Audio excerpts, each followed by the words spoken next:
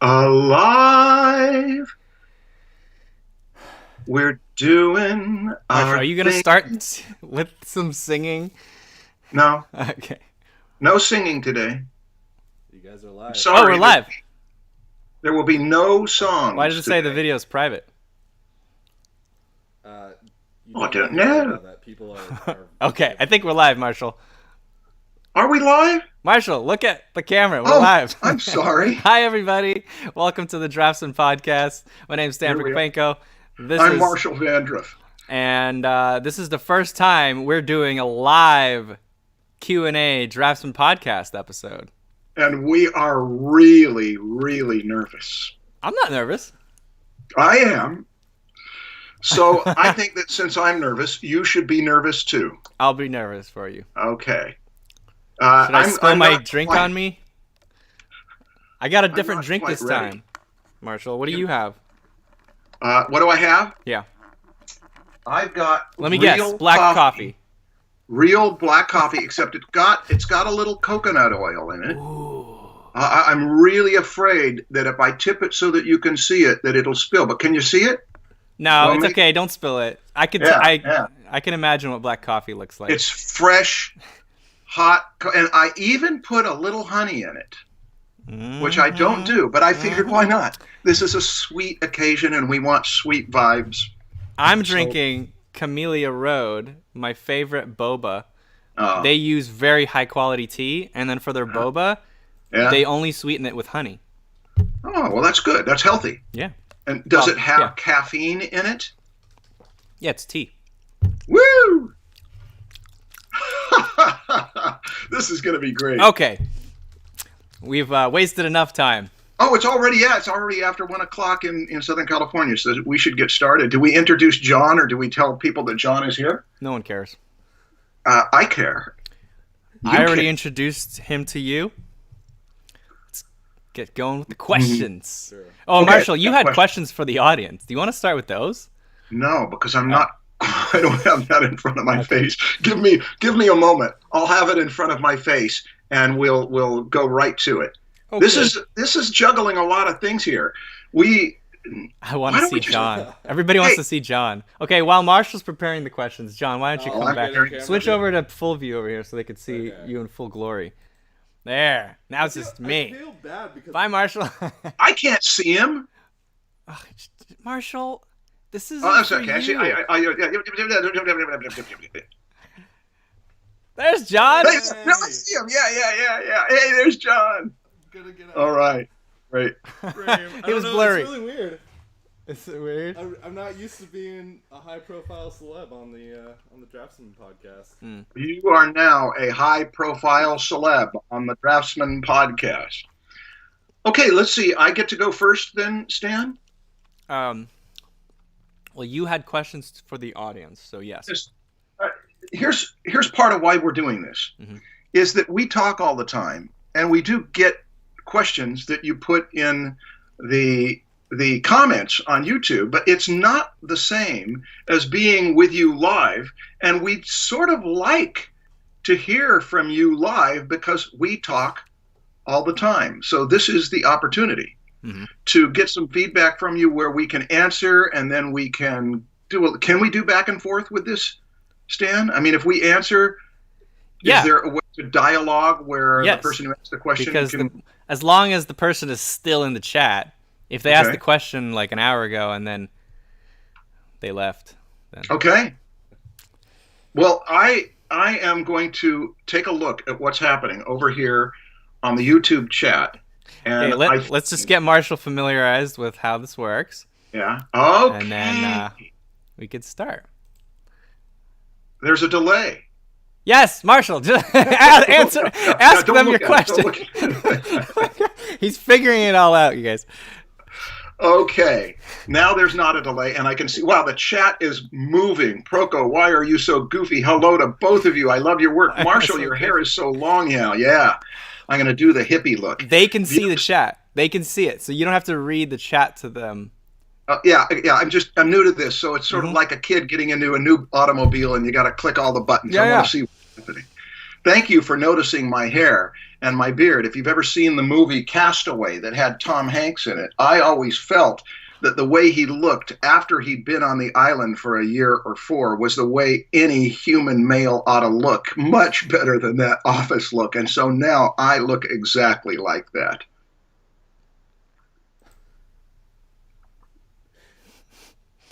Perfect. Now, Marshall, what did you have a question for the audience?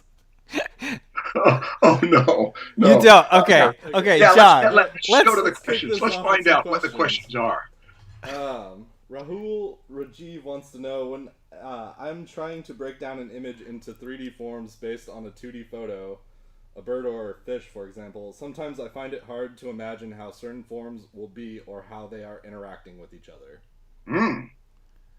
So yeah, that makes sense that you would have trouble, especially if you're starting. But if you know form, this is... I'm sorry to ask you to read it again. Can you read it again? Sure. When I'm trying to break down an image into 3D forms based on a 2D photo, like a bird or a fish, sometimes I find it hard to imagine how certain forms will be or how they are interacting with each other. Yeah. I think there's 2 things here. One is the ability to look at a photo and pick up on the subtle clues about what the form is. That comes from experience. That comes from drawing from life a lot. And with life, you could see the forms a lot better. It's clear. It hasn't been compressed. It hasn't been processed through the camera and then through the software and then through the monitor you're looking at, whatever. But when you study enough from life, you'll get better at picking up all those subtle clues from looking at a photo as well and translating that onto a drawing on paper. The other thing is not understanding the subject you're looking at.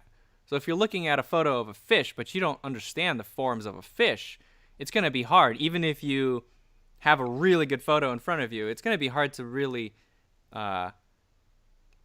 be able to translate it to an accurate representation of that fish if you don't understand anatomy of a fish. Fish is actually pretty simple. We could talk about like rhinos, elephants. Like that becomes much harder. And that's when you start having to learn anatomy of the thing you're looking at. Yeah. There's trees too. There's 2 things here. One is the anatomy, what it's made of. And the other is the form, how it's shaped in space.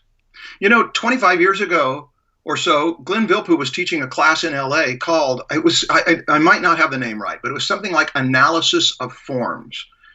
And so it was a whole term devoted to just looking at a bird or a fish or a tree or everything and breaking it down into those simple volumes. That is great exercise. And if you're having trouble doing it, it's probably because you either, as Stan said, don't know form yet enough to get the rubber bands, the cross contours and the cross sections, or you don't know the thing well enough. Photographs, as Robert Beverly Hale pointed out at the beginning or in the chapter on light and shade in Drawing Lessons from the Great Masters, he pointed out that you can light a round thing, a spherical thing, so that it looks like a poker chip, so that it looks flat. And so photographs don't always give you all the information you need. Some of it takes familiarity with the thing. What was you mentioned, was it a book or a course? I missed it. Robert Beverly Hale? The first thing I mentioned, Robert Beverly Hale mentioned that photographs, you can light a photograph so badly that you can never figure out the form. Something about studying form. Yeah, Glenn Vilppu had a class many years ago, and I think it was called Analysis of Form, and I didn't take it, but I wished I had. I kind of knew how to do it by then, but I also recognized that it would be great to have a whole term devoted to just that, one whole class. Okay. I was trying to find it, but I can't. Oh, no, this was a long time ago, okay. Stan. He doesn't have a recording of it? No, this would have been like 25 years ago, and it was in a live classroom, like at an animation studio. Okay. Okay. Cool. Next question. Cool. You guys might have to read the questions because I'm hearing from a lot of people that they can't hear me that well. Okay. I'll repeat John's question after he reads it to me. Okay. How about that? Okay. Lou Lil Ua asks, I see Jeff Watts often before he starts painting cover the canvas with transparent... Oh, actually, John, if you just scroll up a little bit, I could see the question on the monitor. Oh, okay, great. Or scroll down so it's covered there. Okay. I see Jeff Watts often before he starts painting. Cover the canvas with transparent, oftentimes bright colors. Are they called base colors? Local color?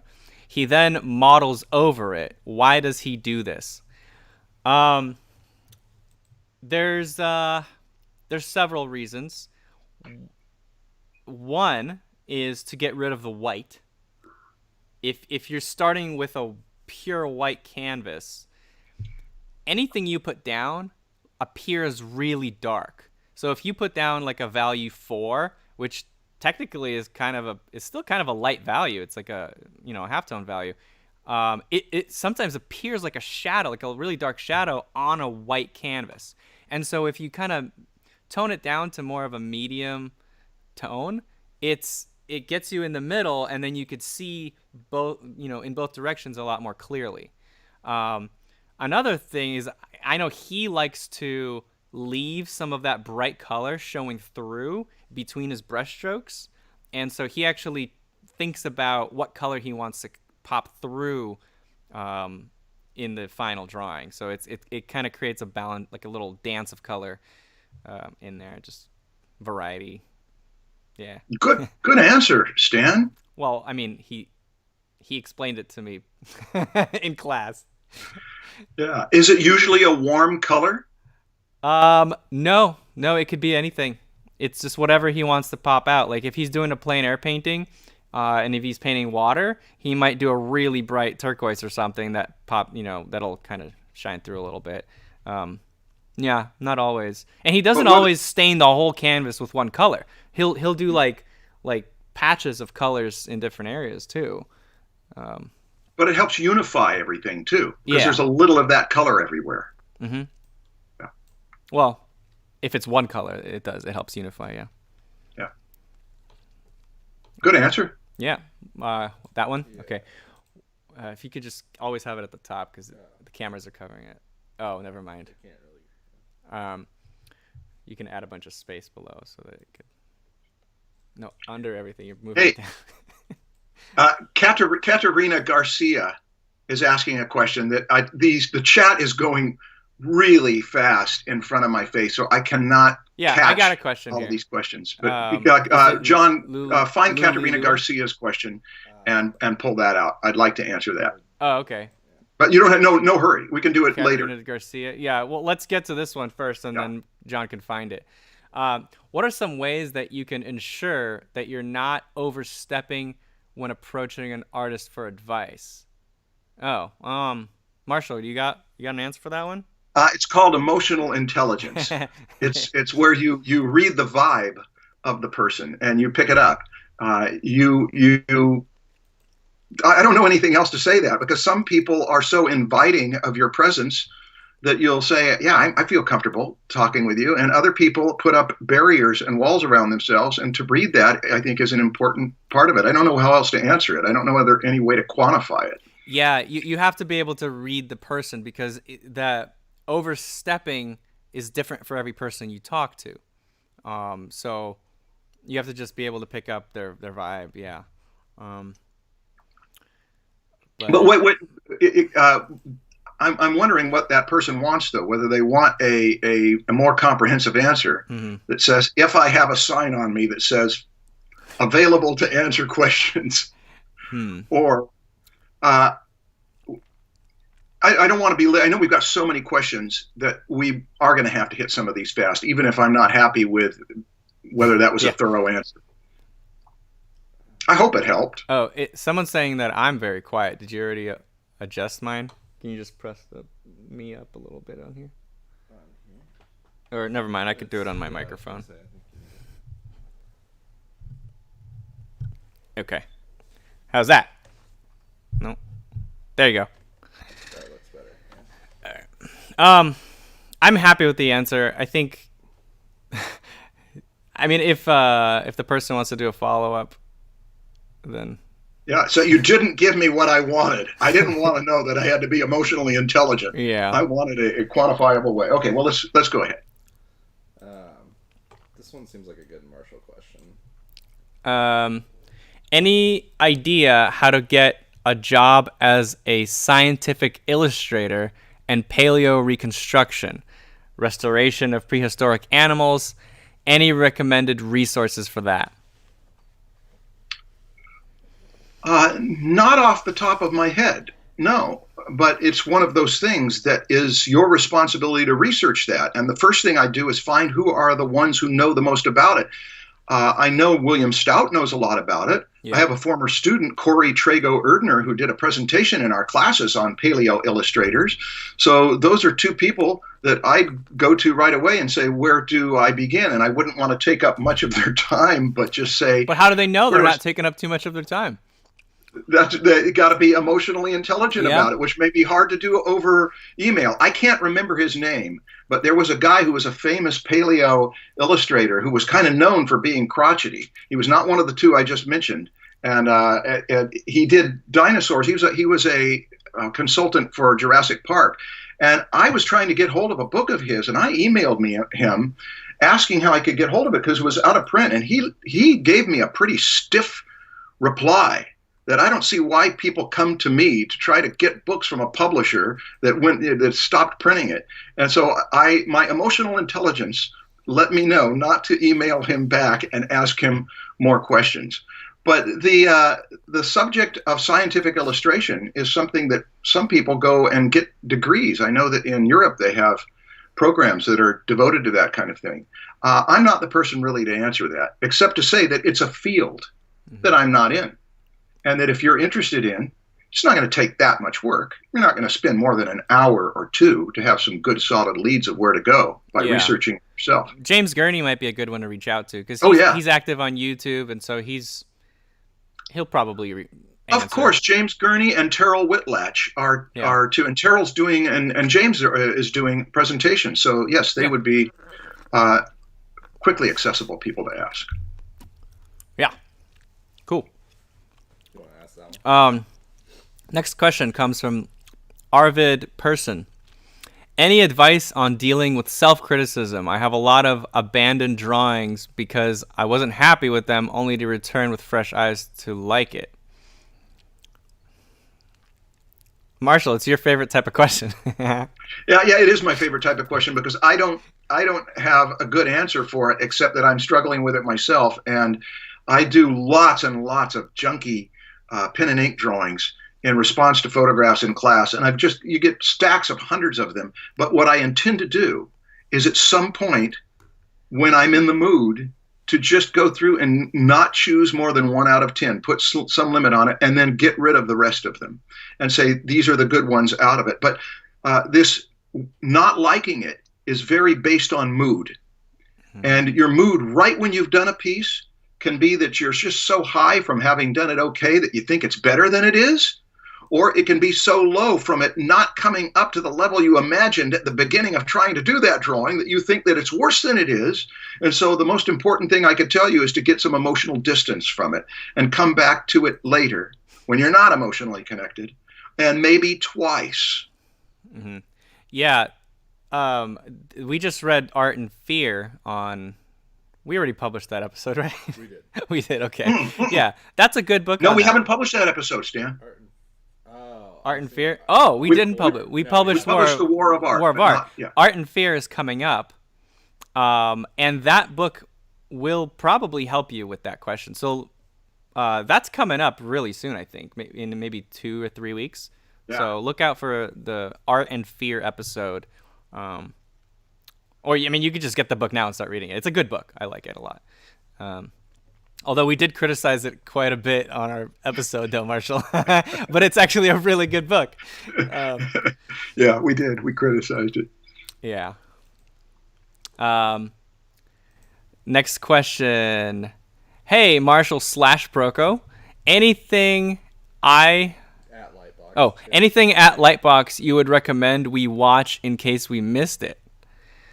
Honestly, I've been so focused on 5 panels that we were doing for, Proko panels, that I haven't watched too many other panels. So, I mean, I was more on this as like the, behind the camera. You should maybe ask the chat. What have been your favorite Lightbox panels so far? Let Taj know. Yes, that is a question for the chat. Yeah. I'm in the same position. I did take a half hour or more yesterday to look over the list of things that were available. And in the class that I was teaching yesterday, we were looking at N.C. Wyeth's work and talking about how great the work was and how limited his resources were. And there's probably nothing that was happening at the Brandywine School where he was learning from Howard Pyle that is not knowledge that you have access to now. And you have access to it times 1,000, and you have access to a good deal of it here at Lightbox, except that what have you got? 400 or 500 or more hours worth of stuff that you could do this weekend. So you're having to choose from it. So it's a worthy question. Yeah. Andrew Jenkins mentions anything by Nathan Fowkes. Of course. Yes. Nathan is the teacher for light and dark massing and color massing and painting every day and all sorts of it. Oh gosh, the chat is just going through crazily. So yeah, this is a good time to answer this question. This is a good time to promote our stuff too, Marshall. I did a demo on Friday. That did pretty well. It's an anatomical dynamic constructing anatomy demo and a Q&A at the end of that. I thought it went really well. I was very happy with it. And then I did a Q&A with Kim Jung-gi, and that was pretty funny. Yeah. And then, Marshall, don't you have another thing coming up today? Yes, I have another thing coming up today, but it's got a limit of like 100 people. Oh. Unfortunately. Oh, are you doing Zoom? Don't get on my case for it. It's too late to too late to change horses in midstream. But here's the thing. What's the point? Really this is a digital convention.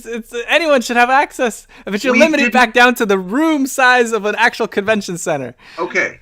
Here's what we can do. If you want to be in on Chris Appelhahn's The Making of Wish Dragon, I'm going to ask him questions. He spent the last 6 years directing an animated feature that he wrote and pitched with concept art that he did and got his friends to work on with him, and they finished it, and I'm going to be asking him about it. Now, if you miss it, it will be a good deal of it will be technical, about lighting and modeling and rendering and teamwork and the pipeline and that kind of thing. If you miss it, I can always request that Chris Appelhahn's be a guest on the Draftsmen podcast, where he'll talk less about the technical stuff and more about how the arc of his opportunity to have never directed a film to directing a film with a $30 million budget happened. That's worth it. So yeah, if they miss this with Chris Appelhahn's today, we'll invite him. He can always say no. Yeah. And so that keeps you guessing whether he should be there today. All right. Next question comes from Jeremy Richardson. Question about content. How do you guys consistently find great topics for the Draftsmen podcast? Where do you pull conversation ideas from?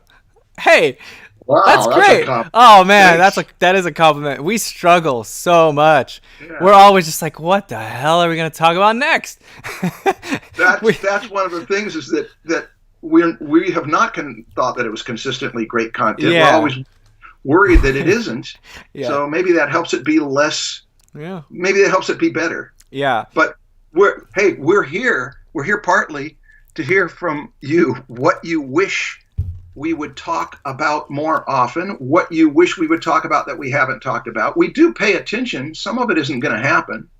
And also what we've talked about too much. That's one of the things that those were the questions you were going to ask the audience at the beginning when I was like, don't you want to ask the audience some questions? So let's do it right now. So in the chat, guys, the one and girls, I don't y'all and everything in between. What would you like to see more of?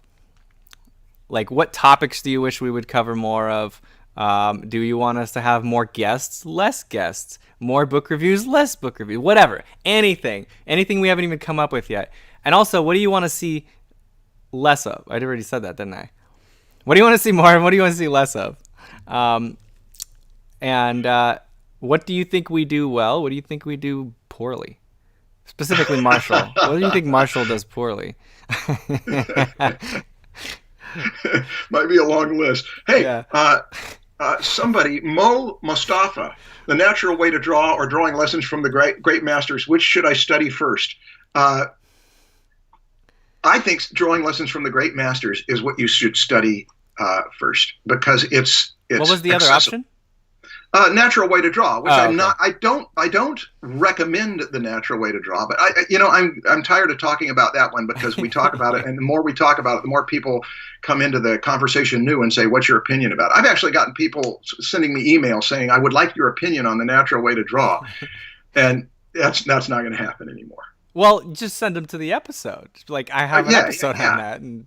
Yeah. But that's like 3 or 4 episodes. That's one of those things that we've talked about so much. That's one thing that we are tired of talking about. Yeah. Okay. The next question. What are some exercises for studying value? Simplification and organization. I'm thinking more towards rendering. Like the way I learned it was doing figure drawing from life. But you could also do it with figure drawing from photos. The panel I did on Friday, watch that demo. It's like, seriously, the demo I did on Friday, I talk a little bit about how I approach shading. And the first step for me was to simplify the shadow masses into interesting shapes that connect and kind of flow through the forms.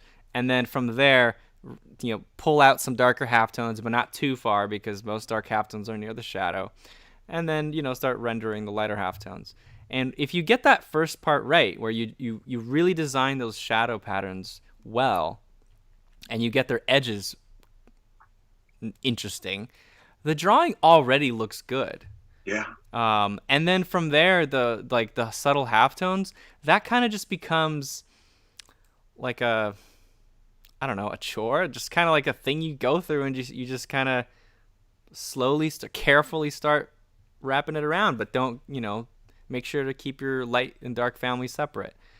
So I think just figure drawing. Look at a figure that's well lit with a direct light source, and simplify the shadow masses in a way that's still true to the thing you're drawing.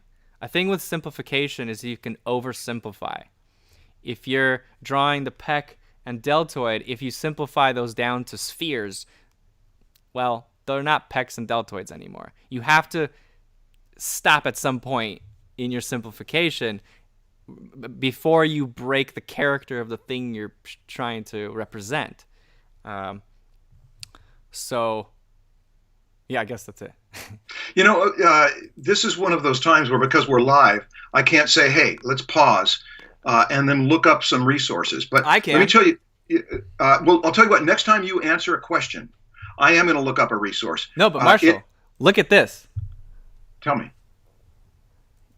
You have the internet? Is that it? I have the internet, and then we can switch. I'm talking about a resource on my personal computer that I show students. Marshall, I have access to your computer. Watch this.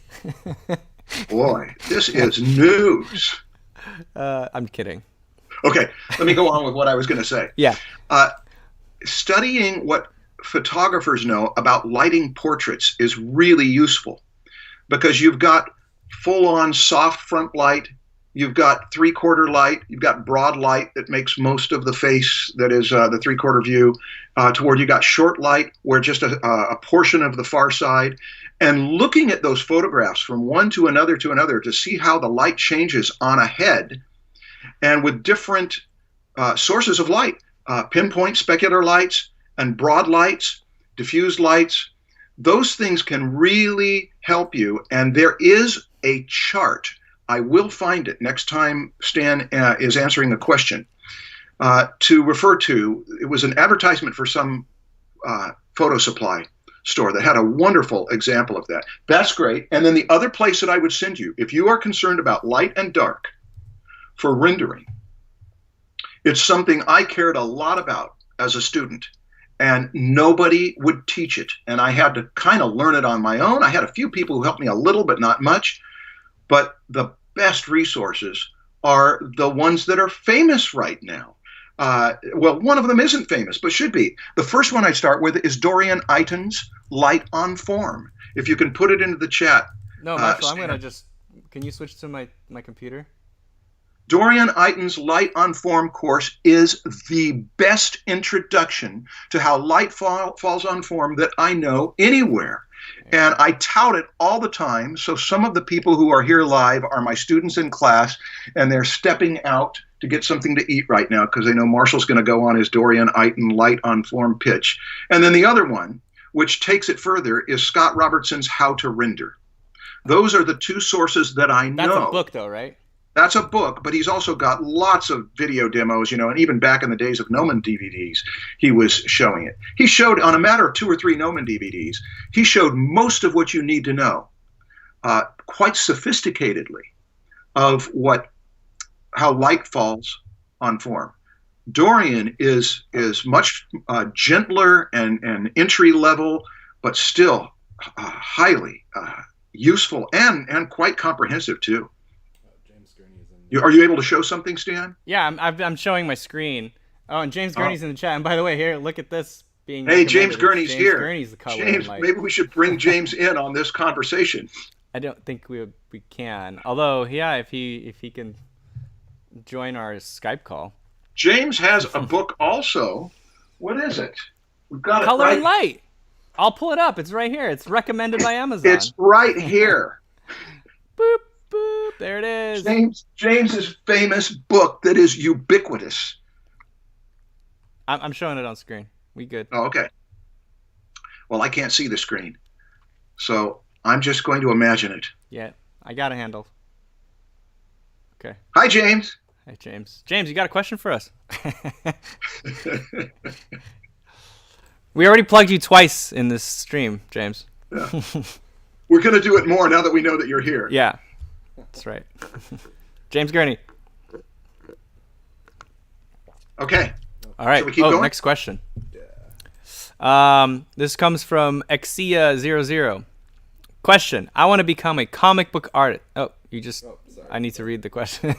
I want to become a comic book artist. I've been studying the figure drawing and anatomy from books, but when practicing, I use pictures from comic books and manga. Do you think that's a bad? You probably cut off the question, I guess. Bad idea? I don't know. I don't think it's a bad idea. That's a great idea. Yeah, I mean, balance it out with studying from real, photos of real people as well. But studying how other artists have kind of, translated it into a drawing, those are master studies, That's good. You got to do both. Do master studies and do studies from life. Yeah. You brought up the balance between the two. It's art and life. Life is harder to learn from because it's messier and more complicated. Art is already artifice. It's artificial. It's contrived. It's arranged for some kind of simplicity. So you're going back and forth between the two of them. But of course, remember that the art that you study has a tremendous influence on what you're going to produce. So choosing wisely and is part of that. Yeah. Okay, cool. That was a quick one. Okay, boy. James Gurney asks, who does your YouTube thumbnails? Who does our YouTube thumbnails now? John was doing them for a while. Now who's doing them? It's been changing. I think almost every Proko team member has done thumbnails, right? Like the way people are introduced into the team is they usually start off publishing. Getting into the publishing, is to start publishing. And one of those tasks is to do thumbnails. If you're talking, Kat has done some of our most popular ones, has she not? Kat did all of season 1's Draftsmen thumbnails. No, I did some of them. Oh, John. That was John. The one that came up with the idea. Yeah, no, John came up with the idea of putting our faces on famous paintings. Yay, John. And then I think, you did like the first 10 or something. No, I did like the first few. The first few? Okay. And then Kat took over, and then now Alex does them. Okay. Yeah. Okay. So it's a pool of talent, James. Yeah. A pool of talent at the Proko studio. Mm-hmm. There's some great questions. Yeah, well, I got another one. Do you have one that you want to answer? Because John keeps feeding me questions. If you see one, you could read it. Some of them are funny. Okay. Will there ever be merchandise with the infamous kangaroo available? Listen, I haven't figured out merchandise yet. We talked about making it a 3D model. A 3D model. Yeah. Make it a 3D model, print it out, sell it as a toy. Yeah, I mean, listen, it would be funny, but the thing is, it'd be a waste of time for me because I know that, like, we'd have, like, 10 sales and, like, that's it. Yeah, but it would be an historical event. Oh, okay. So, yeah. Yeah, I don't know. If you want to help me with that, send me an email. Okay. support@Prokopenko.com. You have any other questions that you like there, Marshall? Somebody said, "What happened to Marshall's mic quality? Did my mic quality?" Oh, well, that's because you're hearing this through YouTube. I mean, if you're getting this slide, just getting it with. Okay, if you're comparing it to normal Draftsmen episodes, Marshall's not here with us. He's at his house, and we're sending his Skype call through into YouTube. So you're getting a Skype feed right now. Yeah. And also you're getting a stream feed, which compresses it even more. Yeah. We will take this episode. We're recording it in 4K right now as well, simultaneously. And we're going to edit it down, make it clean, take out all of Marshall's mistakes. And we're going to upload it as a regular Draftsman episode. So it'll be better. But that'll be in a few weeks, I think. Okay. Yeah. What else? Question. This is from Art and Anime Neek. I'm working through the hand muscles in the goodie bag. Would you say that all of these muscles are needed for drawing hands realistically? Also, I love the hand butt. He's talking about my goodie bag that I provided for Lightbox. Mm-hmm. Marshall, did you know that? Everyone gets a goodie bag? Sorry to tell you that I didn't. Yeah. Well, it depends, I think, of how much the people paid, right? Like, if you paid $1, you probably don't get the goodie bag, right? I'm not sure. Yeah, I don't know how it works, but I think if you paid $1, you just get access, and then if you pay more, you get access to the goodie bags. But yeah, we gave our the premium hand. Was it just the ebook or the full lesson? It was all the ebooks. All the ebooks together. Not the videos. Not the videos. All the ebooks, which is like a 100-page ebook on drawing hands and the anatomy of hands. It's ridiculous how much information we put together. But so the question is, do we need to know all those muscles for drawing hands realistically? Well, if you specifically say realistically, so kind of, yeah, if you want to be realistic about it. And also if you're drawing from photo, or if you're drawing from imagination, that makes a big difference. If you're drawing from photo, not really. If you're really good at analyzing what you're seeing, you could get away with it. You can do a nice realistic rendering. But if you're drawing from imagination, you kind of do. You need to know what to invent. If you don't know what muscles are where on the hand, how are you going to invent them from your imagination and light them if you don't know their forms? You can simplify, you can stylize them and like draw like comic book type hands, because that's not realistic. You could just learn like the basic forms that are everywhere, not every muscle. Yeah. But yeah, Marshall, what's up? But I would add to that you don't need to know the lumbricalis, the ones that are inside there. You need to know that dorsal interosseous muscles are in there, but the only one you really need to care about is this one.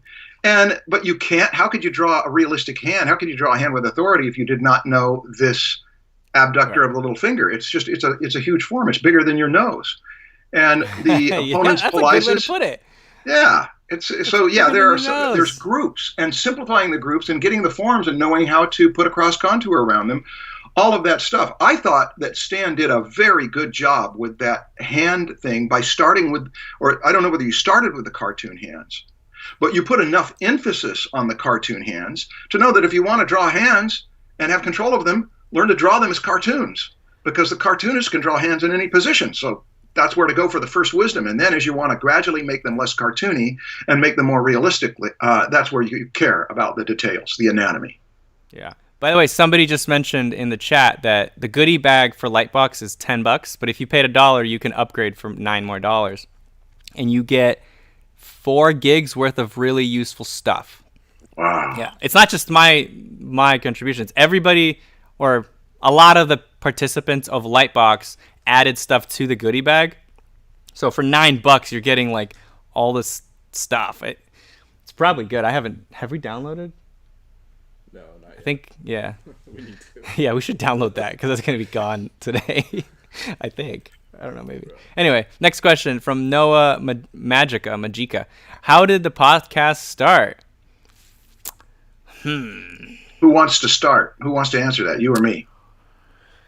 Well, it started before you, Marshall. It did. For you, it started when I like texted you or gave you a call or something, right? Yeah, I think you texted me. Yeah. Yeah, but before that, the idea started actually. I'm part of Studio 71, which it's like an MCN, but I think they're better than most MCNs. Some people might know what an MCN. Multi-channel network. They represent many YouTubers. Yeah, they represent Rhett and Link. Yeah, they represent Rhett and Link, The Rock, MKBHD. Oh yeah, that's right. They have MKBHD's podcast as well. But anyway, they came to me with the idea of starting a podcast, and initially I said no, I don't have time, which it's still true. I don't know why we still went with it. But it's been really good. And then, like a year later, I think, John, did you say something about, like, we should do something? Well, at the time, I said it was a bad idea. Oh, yeah. Trying to, like, increase the amount of content that we put out. Yeah. I think I just wanted to do some more, like stuff in real time. Like, not just lessons, but, like, more fun content. More loose form content. And then I was like, I want to do that with Marshall because he's cool. And then I messaged you, and that's yeah. I remember that a year before you messaged me, you told me about how these productions where you spend a couple hundred hours doing a 15-minute thing have fewer views.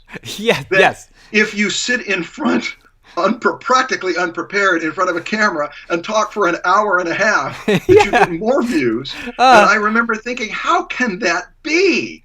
But it was, so there's no arguing with it. And then that was about a year before you asked me, I think. Right.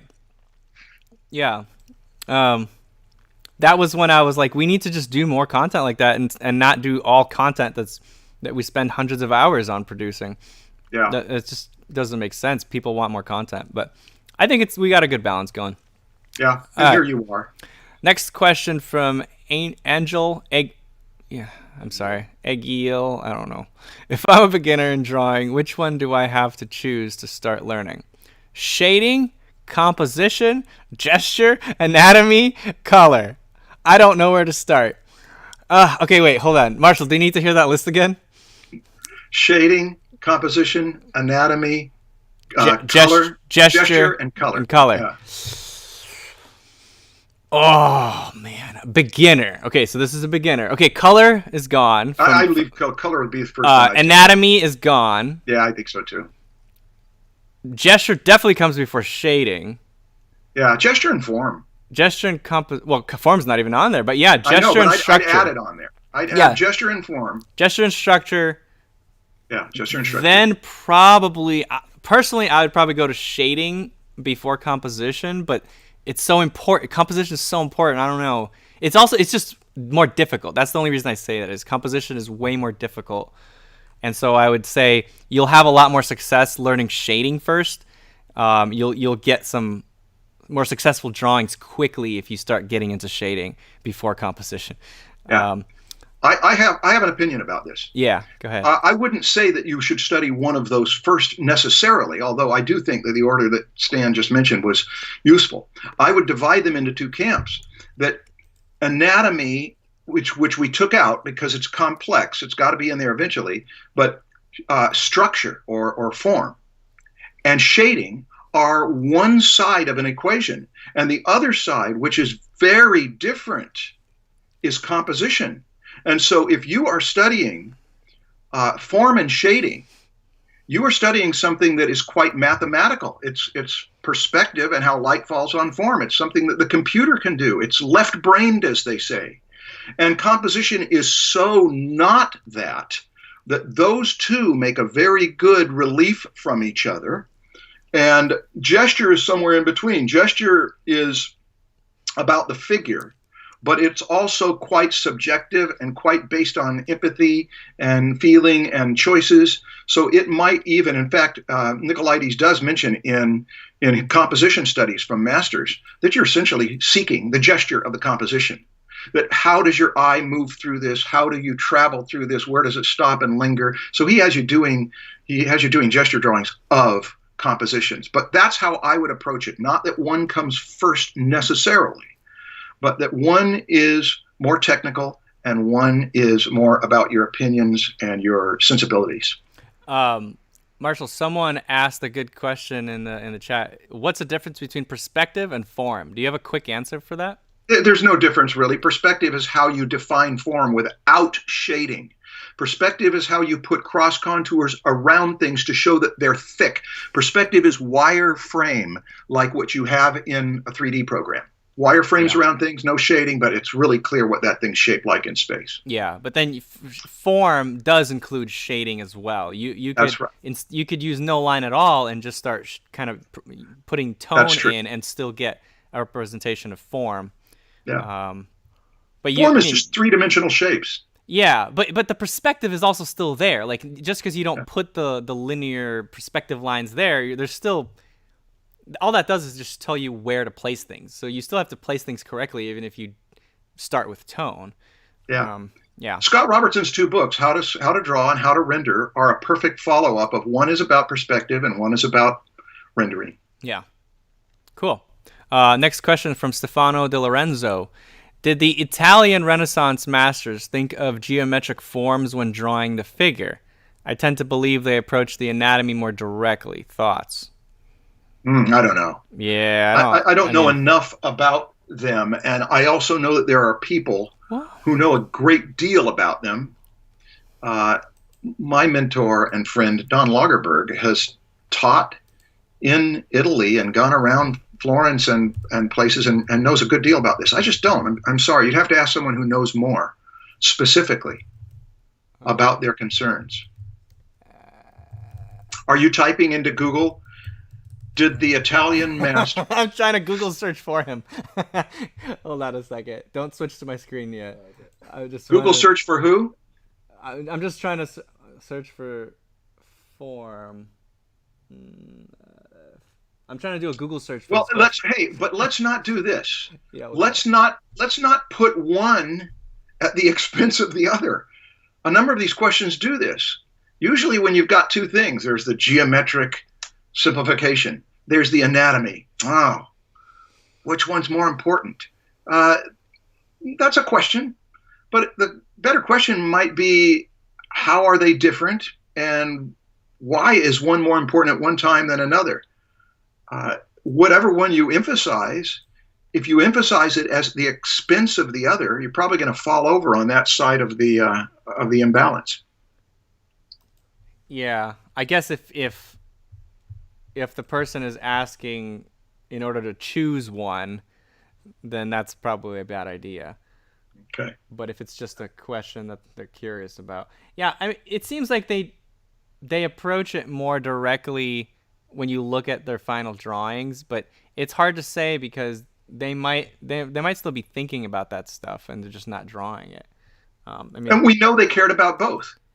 Yeah, you have to care about basic forms in order to do what they're doing. Even if it's not as direct as people teach now, where they literally just start by showing you, like, look, the arm is a cylinder or a box. Like, yeah, maybe they didn't do that back then, but you're not looking at their educational material. You're looking at their final drawings or their studies for themselves.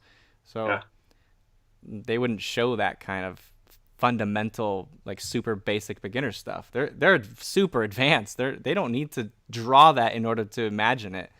But let's make it practical for you who asked the question. Yes, awareness of all of the geometric shapes and the flat design and how things intersect with each other, all that important. And what the human or animal is made of on the other side of that window, also important. Something just fell on our roof. Oh. Christmas is coming early. Somebody asked if there's going to be a trash truck today. No trash truck today. It's not Tuesday, guys. Yeah. Or wait, when do we Wednesday, usually? Wednesday. Yeah, we record on Wednesdays. Yeah. Sunday, the trash is on vacation. Okay, next question from Eric Roth. How much do you guys, as illustrators and teachers, engage with other fields of contemporary art? An example, ceramics, printmaking, photography. Personally, I don't much at all. I mean, photography, I'm always using cameras. Like I got 3 cameras pointing at me right now. I'm always keeping up with the latest photography stuff, but it's more for video. I don't know.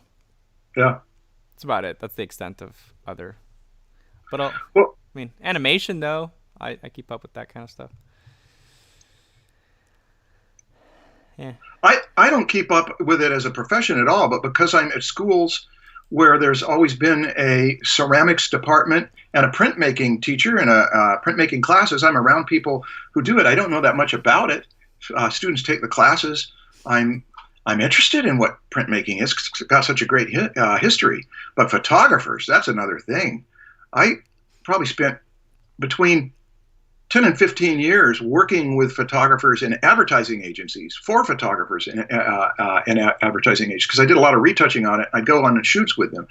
And I'm like a fanboy about photographers because they know what they're doing. They're professionals. They know the ins and outs of cameras. Many of them love equipment. Some of them don't love equipment. They love the image, but the equipment is just a means to get there. I don't follow it as a profession.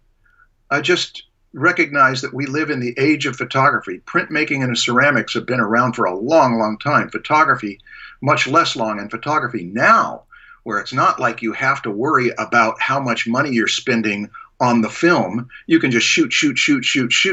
The last 20 years, photography has gone through major changes.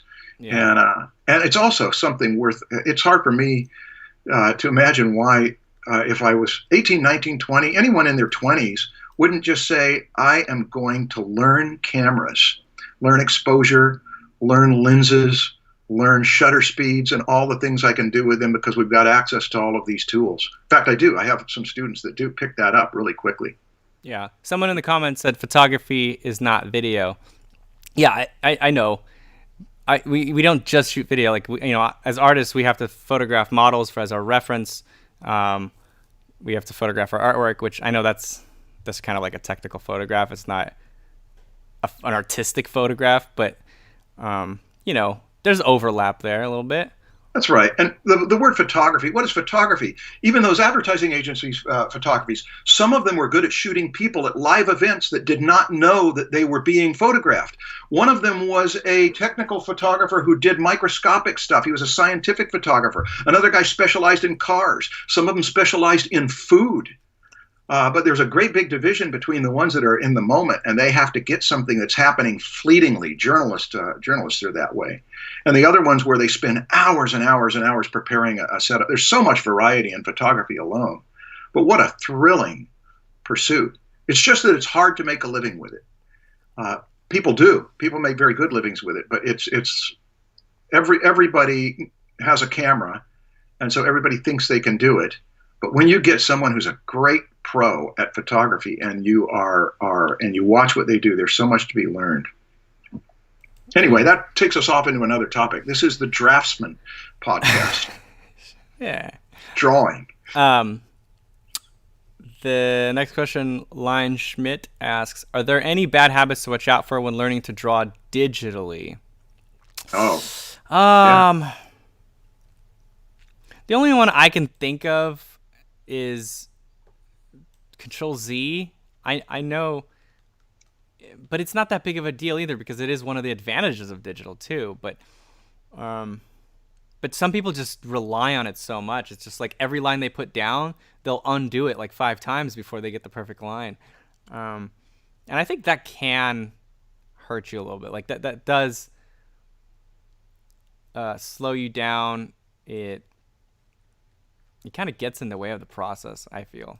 Yeah, I do too. Like learning to draw traditionally, you don't have that the ability to just undo real quickly, like just do a line, press button, do it again until you get the one you want. And so you have to train your hand to do it correctly the first time, or as close as you can. And so that trains you to be a little bit more advanced, a little stronger right away. But if you're a beginner and you're relying on Control Z, that's a crutch. And I would personally try maybe like when you're practicing and not creating like art, just like take the Z button off or something. I think I've heard some people do that actually.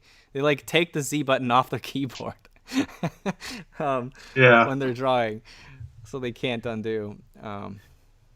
But yeah, that's the only one I can think of. I don't create digital art. The only drawing I do digitally is mostly for diagrams for like my my anatomy class. So that's kind of the extent of it. Marshall?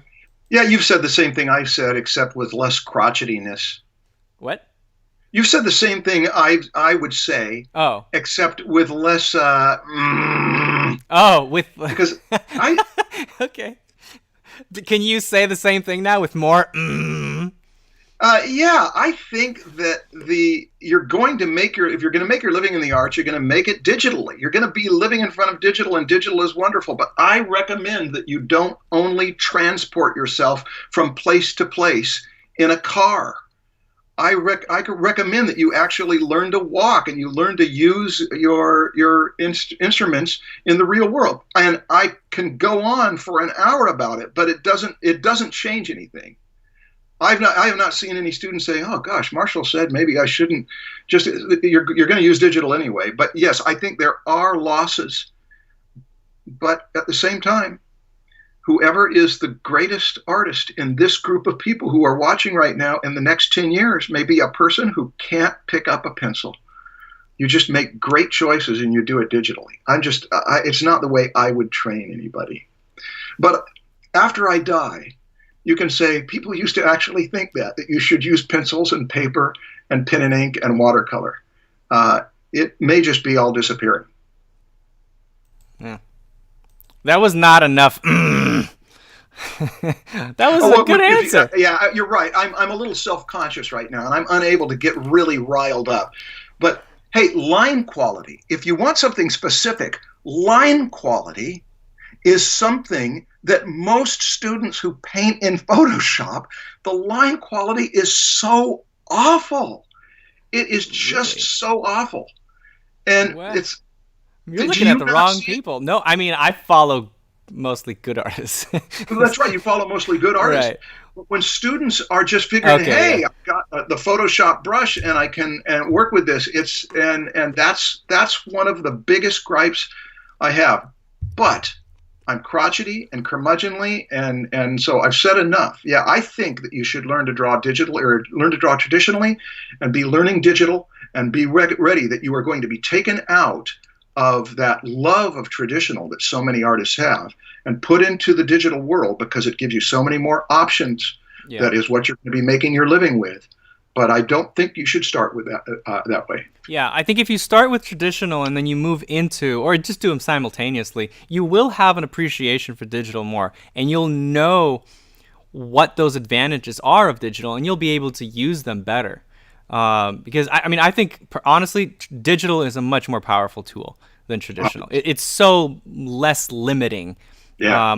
Even just to the things like line quality. You can get way better line quality with digital because you have so many options.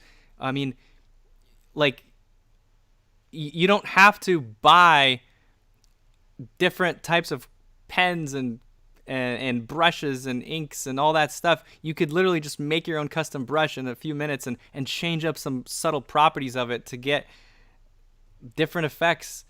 And you can get some effects that you can't get in traditional. I don't know, when I see some inking, like some comic artists that do digitally, and I watch them, like, Jesus Christ, like I wish I could do that digital or traditionally.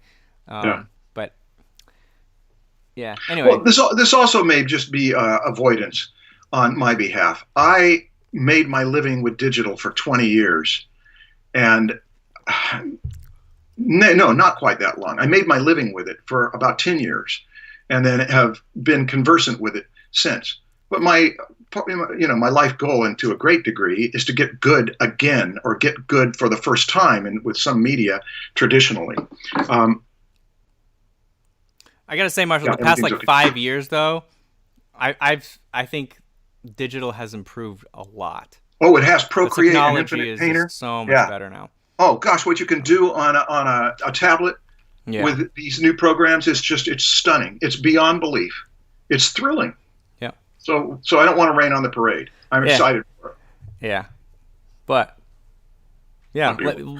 what you said, learn to walk. I like that a lot. Yeah. That's cool. Anyway, next question from Kalp Bavzar. Advice or resources for networking online, because not a lot of art communities around where I live. Yeah. I think we covered that pretty much in our it was part of our Recreating Art School series on our podcast, and I think it was the final episode on resources. And there was 2 episodes. There was one on community and one on equipment and resources. So you got 2 hours of content there. How about we just send you there? No, yeah, that is what we should do. Yeah. And I'm glancing at the questions as they come in, and I'm noticing that some people are copying and pasting their question over and over and over in the hope that it will be. That's fine. Okay. That's fine. Katerina Garcia, there's a question, Katerina, that caught my eye, and I would like to have John read that one. Well, I've been reading it. Can you read it? I don't. There's so many. Katerina, your question. I'll see if I can read it really fast as it scrolls up. Let's see. You can scroll up a little bit, and it'll stop your feed from moving. All right. There it is. Question, Marshall. In the boot camp, that's the George Bridgman boot camp we did this summer, you spoke about metaphors from nature. I've been thinking about it. I can't read the whole question for some reason. Is it something I should worry about now, or will it come naturally? Katerina, let me see if I can summarize what it was about. In the Bridgman boot camp, we were talking about figure drawing. We were talking about anatomy and form and human figures and gesture. And in gesture, a lot of it has to do where weight is and whether a person's springing forward or shrinking back and empathizing with a model. And we had a whole session devoted to getting up on your feet for your homework and striking the pose yourself, and then going back and saying, where is the pressure on this body? That was one issue. But then we came to the point of the flat graphic design of a drawing. That is the way something leans this way and leans that way and leans this way, or is very blocky, or is curvy. Those things are important in a drawing too. These are beyond anatomy and form and technique. And so we eventually came to a session where your style, hey, Stan, this is something I did want to mention to you because I don't think we've talked about it before. In Bridgman's teaching, he has a page in there it's wordy, but I boiled it down to that he's presenting his teaching. He's presenting what he has to offer for 2 reasons. One is that you as an artist, once you've studied with me, George Bridgman, you will do independent ideas and also better ideas. And the more we looked at that 1 month we spent in Bridgman, I never appreciated his work so much. I got drunk on it all over again. I've been looking at it since. I'm in awe of it. And he is appealing to his students that you will do better than me if you take this teaching. But here's something important. It will not be like me. It will not be a Bridgman style. It will be your own independent style. And so students ask, how will I ever find my own style? And there are a number of ways, but one way is to collect the stuff that you love in nature.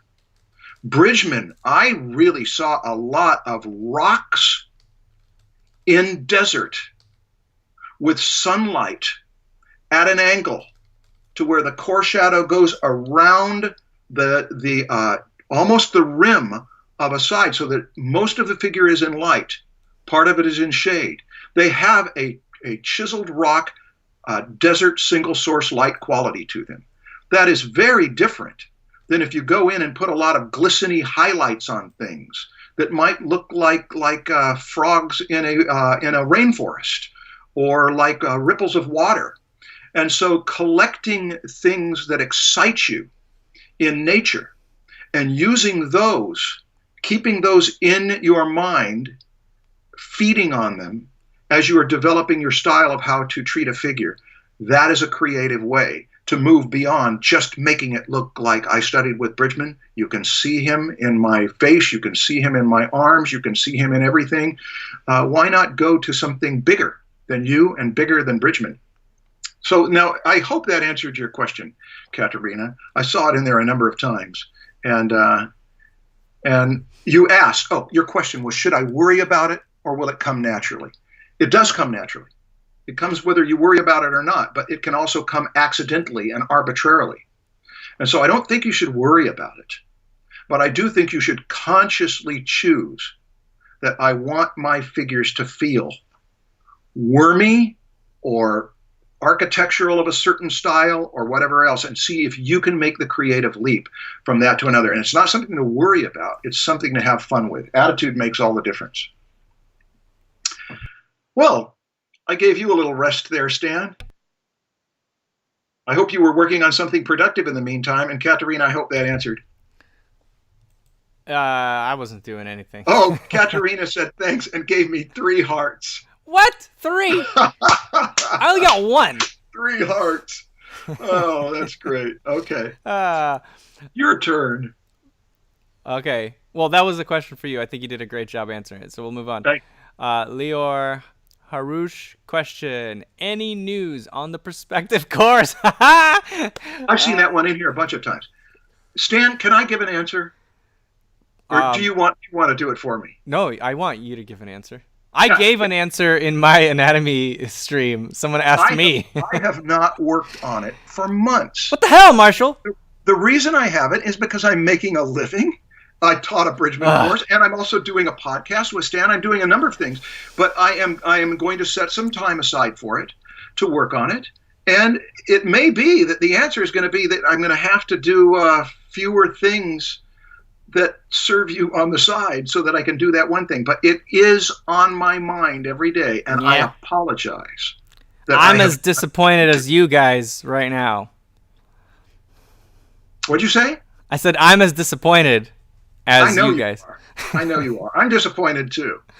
So just keep adding it in there. Go ahead. Keep heaping guilt on there. Yes, please.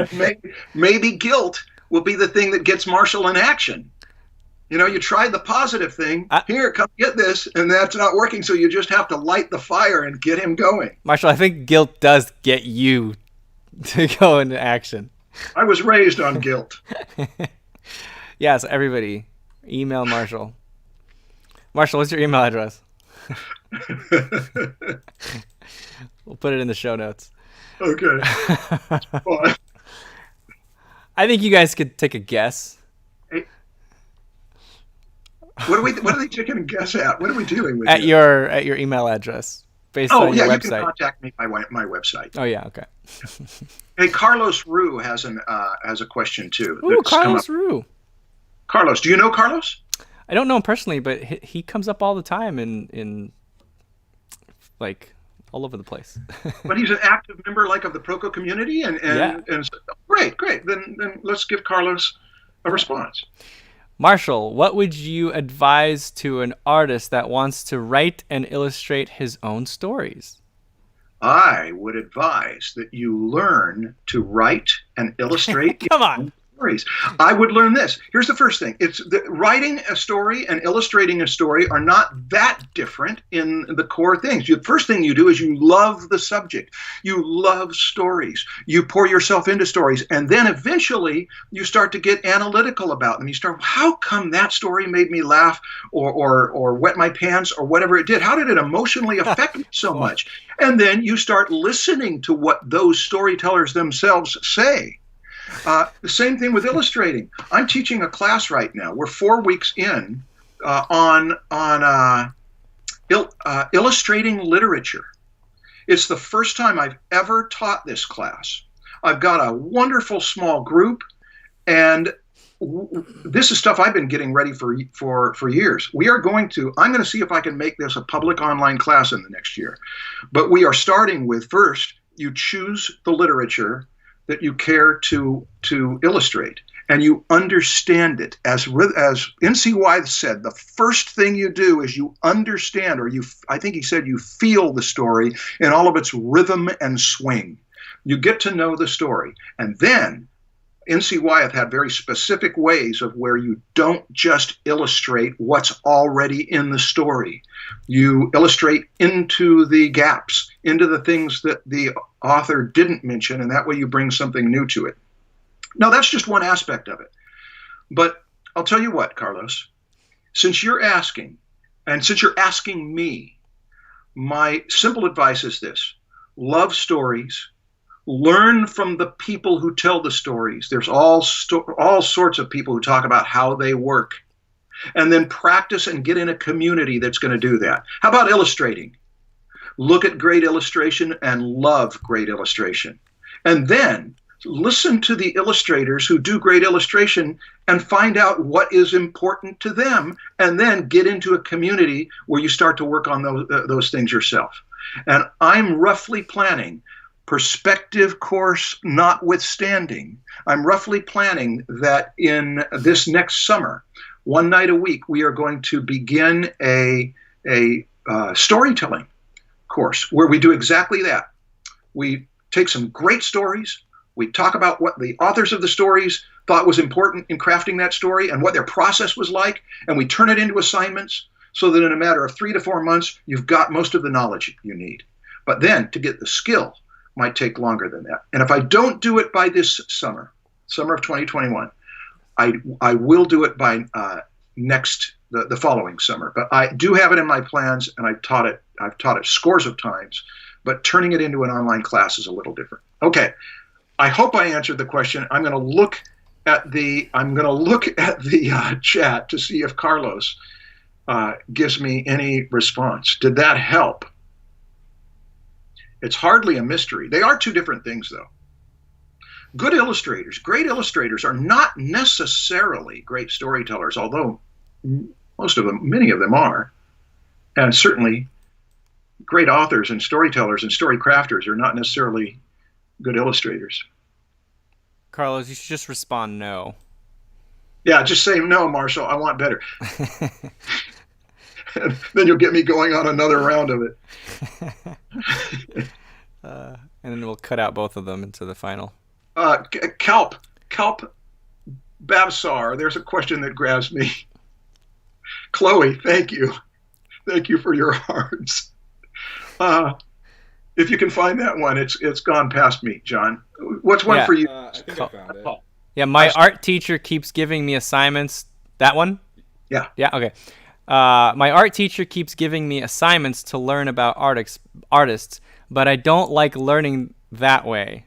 Best approach to learning art history or artists? Ooh, I've got an opinion about that. To learn about artists, so not learning from artists. I got an opinion about that. Yeah, go ahead. You've got two options. One is to pay attention to your teacher and say, maybe my teacher knows more than me, and I'll do that. And you might be right or you might be wrong. I don't know. I don't know your teacher. But there's another option, and it seems like what you're leaning toward, because you say you don't like it, take responsibility for your own education. Yeah. Just say, look, I'm going to pursue what I love. I've seen some artists really do great. I've seen artists become millionaires doing that.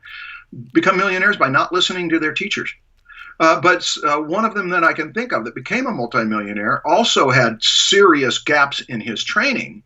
because he didn't learn anatomy, and yet he had anatomical figures that didn't have the anatomy in there. So you take responsibility for it.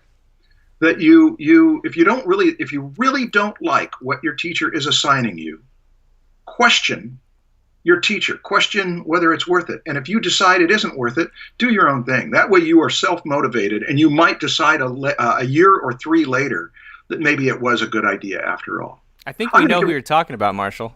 Yeah, millionaire that didn't learn anatomy. Yeah. I'm going to give an example though of a teacher that in the 1990s, I had known this man. He was a teacher at school. He was my teacher in college, but I had known him for about 20 years, and we had a lot of mutual respect. And I was doing very well as an illustrator, making good money, and I was doing some of my best art too. And I was confident enough to say, look, if you had any advice to give me, what would it be? What would it be just at this point in my life? And he answered so quickly that I felt like he had been waiting 20 years for me to ask this question. He immediately said, work bigger, work bigger. You do these tiny little drawings, and it's sort of like, see, I'm dancing. And I thought, I don't know about that. Rembrandt and Dürer and a number of other artists whom I admire extremely, Da Vinci, they did tiny little drawings that are some of their masterpieces, and I liked working small. I didn't like working big. But a few years later, it was about 2 or 3 years later, 1997, I remember it. I saw why he told me that. There was a tight, crimped, sticking down into these tiny bits that needed to be loosened up. It needed to be shaken up. And he saw that in me, and I didn't see it in me until I did. So sometimes, if you got a teacher you trust, sometimes they'll tell you, you ought to do this. You ought to do this. I'm telling you, you're relying too much on digital, and you may be right or they may be right. I hope that answered your question. Oh, gosh. Lots of hearts. Thanks, Logan. Thanks, Chloe. Marshall's loving the hearts. All the TikToks. Wow. I love it. Yeah. Can you guys send some TikToks in the chat, please? Actually, like this I don't know what that means. stream, because it will be promoted more on YouTube. So Like John, my marketing guy, says to like this stream? yeah, like the YouTube video. Like the YouTube video. I don't know what that means. It'll get promoted more. John, ever the marketer. Yeah. Woo, John. That's what I get John. paid for. So. Yeah. John. Okay. Yeah, Marshall, I like your answer. You could listen to your teacher or don't listen to your teacher. Yeah, that's your responsibility. Yeah, exactly. Your teacher's not responsible for you getting good. Or at least not in this country. I guess. Shouldn't. Shouldn't be. Yeah, shouldn't. You should take control. You do what you know you need to do to get better at what you want. There's so many artists that I've heard that say, man, my teacher just didn't believe in me, told me not to do this thing. It's like, if everybody trusted their teacher, that some people wouldn't become who they ended up becoming. And so you have to trust your gut. If you have your best interest, I think, at heart. You know what you want. So make sure you follow that, but also know when you are limited in your knowledge and when your teacher knows more than you, and you should listen to them. So yeah. Yeah, either extreme. Whatever the teacher says, I'll not listen to it. Or whatever the teacher says, I'll obey completely. Either one of those extremes is going to give you trouble. It's discernment. Yeah. As often is the case. Okay. But also, if your teacher gives you exercises that the teacher's probably right, but you just hate doing it, I would say just don't do it until you get to the point where you actually are ready for that. There's no point of doing something you don't like. Well, sometimes there is. Have we talked about salads on this podcast? What? No, only yogurt. Only yogurt. Okay, well let's talk about salads. Okay. Many children do not like salads. I was appalled at the idea of a salad when I was a kid. And then in my 20s, I fell in love with salads. And I think that if you force a child to eat salads, that it could turn them off to it because it's a negative emotional experience. But if you watch what happens naturally, there comes a point where you want new flavors and new combinations of flavors, and it does come up. You're not so afraid of that anymore, and so it may be a natural part of the maturity that you don't like something because you're just not ready for it. Yeah, or you're just excited about something else that is also good, but your teacher says that this other thing is more important. But, learning art is not linear like that. You can bounce around from one thing to another. There's so many fundamentals to learn that there's not one specific thing to start with or to move on to next. I always had projects at home that I would work on that I was excited about, not the thing that was being taught at in class. But a lot of times they would kind of overlap a little bit. But if I was excited about something completely different, I would go down that path. I would always try to do things I'm excited about, because those are the things I'm going to learn more, is the things that I'm passionate about. I agree with you, but Stan, we are so 21st century California. Follow your bliss. So do what? Your own thing. Know your passion. This is so different from a style of education and training historically, where you've got the martinet with the whip who says, no, not like that, like this. And I am not big on that, but there is something to be said for that. Hey, here's something. Calling these seminars boot camps. Uh-huh. You know how when you call them a boot camp, we found out that if you call it a seminar or a webinar, it only sells so much. But if you call it a boot camp, it sells more. And really? I think the reason we got to do that. The reason we're not doing courses anymore. Only boot camps. Yeah, they're serious. There's so many students who say, I want somebody to kick my butt. But, there is a time when there is appropriate, not demand, I don't think. I don't want to be in a boot camp where you actually have to do it. But if you say, I'm willing to submit to this, and I'm going to do 120 drawings in the next amount of time, and then I'm going to do this really hard work in this next few days. And when it's submissive, when it's by consent, that you don't have to do this, but you're willing to put yourself to that tough task, that's where it is exciting. The thing that I don't like doing this, but I know it's good for me. There's tremendous value in that. And but again, we're answering this question over and over and going. Yeah. There's so many coming in. Let's move. Okay, the next one from Rafi Kunha. I'm trying to do both digital art and animation. That could be the same thing though, right? Digital animation. So I guess non-digital animation. I'm kind of new to both, but should I focus on just one or try and make a schedule for both? I know that I would do both. I wouldn't be able to help myself. And then I would just get in over my head and just John knows. And then the basics course gets pushed back 6 years later. Yeah, and then 6 years later the perspective course still isn't done. Hey. Stop mentioning basics course. Oh yeah, that's right. Hey, no. Perspective is late. No, honestly, I think that like the better answer here is to prioritize and to focus more on one of them.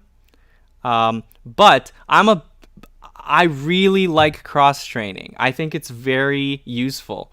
And so if you're interested in multiple things, I think it is useful to pursue multiple things, because there's going to be days where you're just tired of doing one thing and you can switch to another, and you'll be excited to switch to that other thing, and you can keep growing without taking a break and falling back on something unproductive.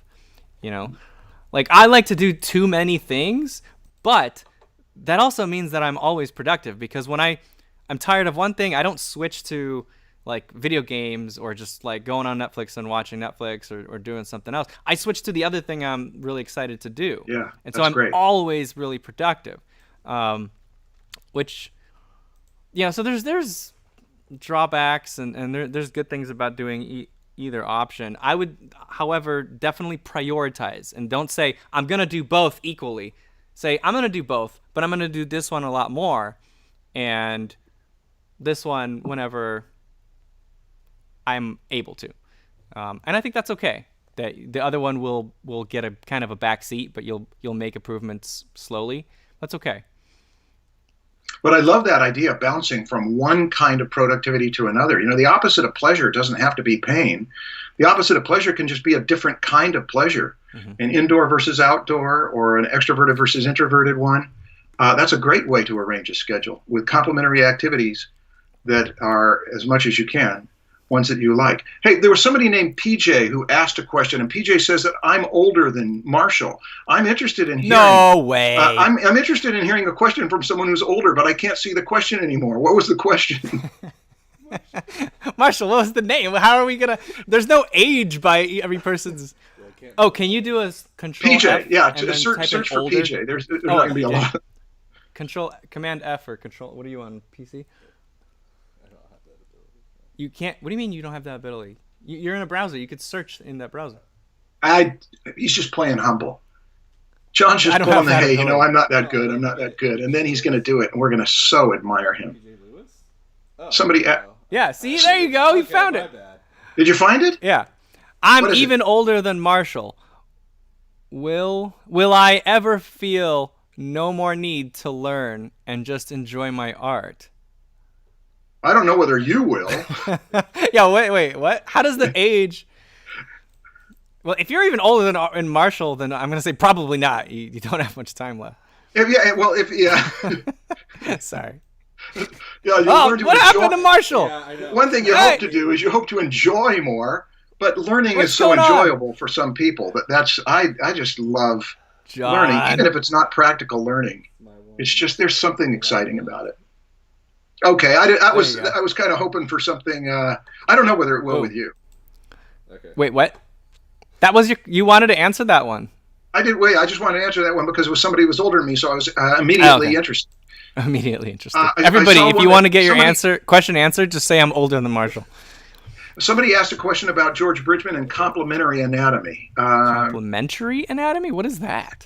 Complementary. If you're going to study George Bridgman, it's complementary anatomy. Okay. Hey, I will tell you, I think that David Rubin's book, Rubins, well, actually, go to my website. I've got these book reviews that talk about that. I would pair up David Rubin's very much with Bridgman because they are so different. And a lot of people find David Rubin's book cadaverous, which it is, and overly detailed, which it is. But that's exactly why it's a compliment to Bridgman, is that Bridgman's is anything but cadaverous. These are strong figures, and it's anything but detailed. So those two go very well together, but you can find other couplings. And by the way, if you're asking that, I'm assuming you were not in the boot camp. I am going to do a 2-hour, between now and the end of next year, I will do a 2-hour Bridgman thing that's an introduction to Bridgman and all sorts of stuff about him. I'll do it online, but I got to get prepared for it. I've done it before. I'll get prepared for it. But here's the other thing. I'll do the boot camp one more time as a live event, but I think only one more time, where we do it for a month, where you really have to go through all the exercises if you're going to participate.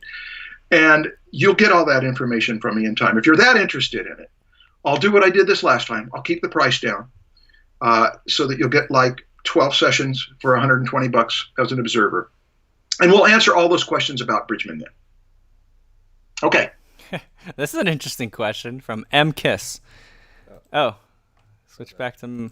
There I am. Is it better to fail in originality or to succeed in imitation? Well, okay. If you failed in originality, then you're failing still, right? Yeah, you're failing. So what? So I guess it's better to succeed in imitation. I guess it also depends on what do you mean by success and failure. Yeah. What does that mean? In what form does the success come? You mean like financial success? Or you mean like personal, like happiness of what you did? Those are different ways of looking at it. So it also depends a great deal on what you do after you fail at originality. Ooh. I failed and therefore I've given up. Or I failed and say, okay, one failure out of the way, let's try again. And succeeding at imitation, if that's all you do afterwards is succeed in imitation, there's a word for that. It's hack. It's to be a hack.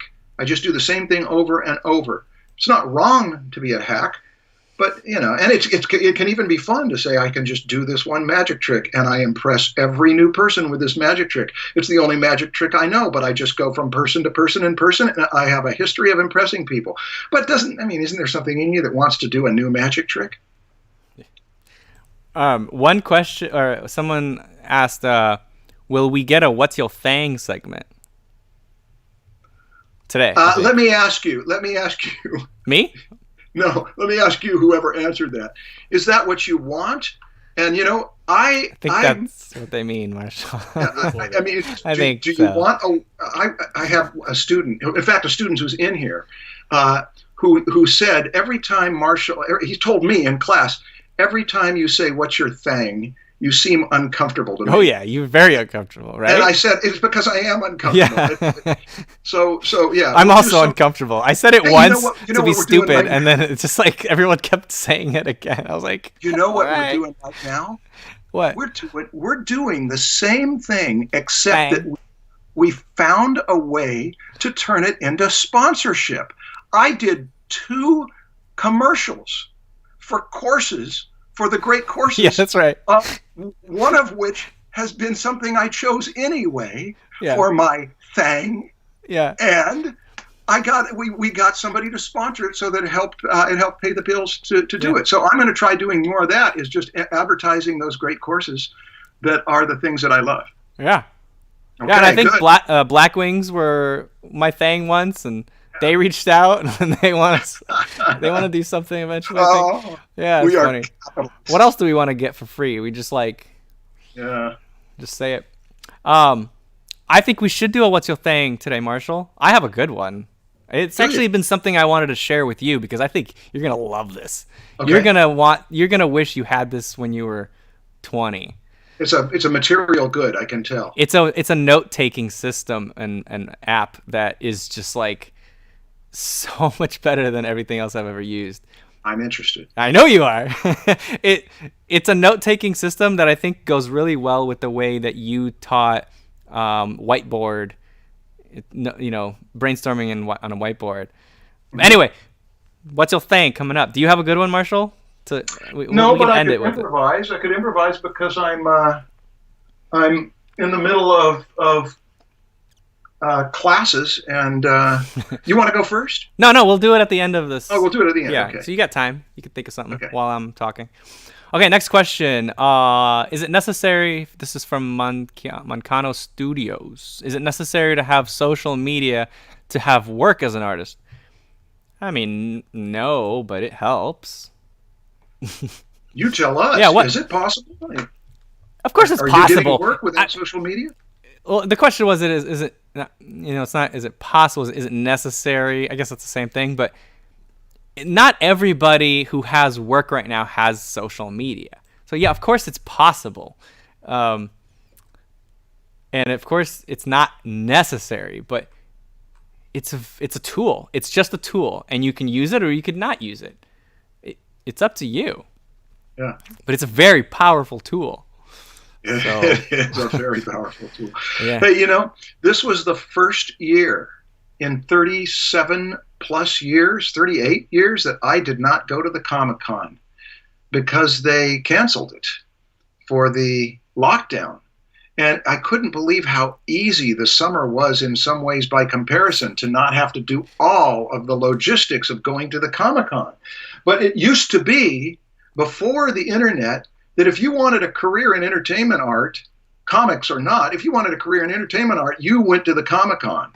There's just no other way to, or there were other ways, but it was the bulk, 70+% of your opportunities to get into the industry happened by going there. And then that started to change, and now I don't know that it's the case at all. What are you looking at, Stan, that's making you sorry. mad? One of the comments after I think we were talking about our sponsorships, someone said, looks like Harry's Razors stopped sponsoring Marshall. That was good. Wasn't a good investment, yeah. He's working against us, man. This is a guy who says, yeah, I'll advertise your product, but he's working for our competitor. No, he's still shaving his head. He actually has a full head of hair. He just likes to shave it. Hey, yeah, I am doing the Tom Hanks Castaway thing. I'm going to give it a try a little longer. Yeah. Oh, should I go to the next question? Yeah. Okay, will we get a what's your that's the old sec. Okay, next question. Another Daniel Williams asks, how can online students determine if their art is at a point where they can break into the industry or galleries if they don't have feedback from instructors? The way you determine is you try to get jobs. And if you can, you're ready. If you can't, if people are rejecting you, then you can't. I started doing commissions and stuff when I was like 16. Like, it really depends on what your bar is. Like, are you trying to get a job at like Pixar or something? And you might not be ready, but you could do some little things. You could still learn and improve your skills while you're doing some professional work. You don't have to like start at the top. Yeah. Hey, do you know what Bobby Chu's advice was on that though? No. About starting at the top. This was maybe 8 or 9 years ago at Animation Expo when he was doing a presentation about people saying that you should get in on the ground floor. You got to get in on the ground floor. He said, I always felt like you ought to aim for the top floor. That way, if you miss, you at least land on the 7th floor instead of the ground floor. And so his idea, and that's similar to what Norman Rockwell did, right? Go to the Saturday Evening Post and see if they'll hire you. And they did. So, if you're audacious, if you've got something you think that is worth giving a try to, you don't go to your teachers for that.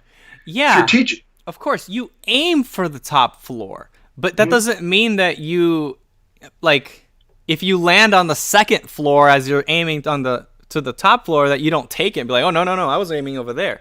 Like, if you aimed for the top, but you fell really low, you could still take it in the beginning and then keep aiming up. Yeah. But go to, if you're interested, what was this about galleries? How can students determine if their art is at a point where they can break into industries or galleries if they don't? Yeah. Galleries is really easy. Just go reach out to them. If they like your stuff, they will respond. Galleries are always looking for good artists to represent. So that one is something you can quickly test out. Yeah. Hey, well, I'll tell you what. Here's what we'll do.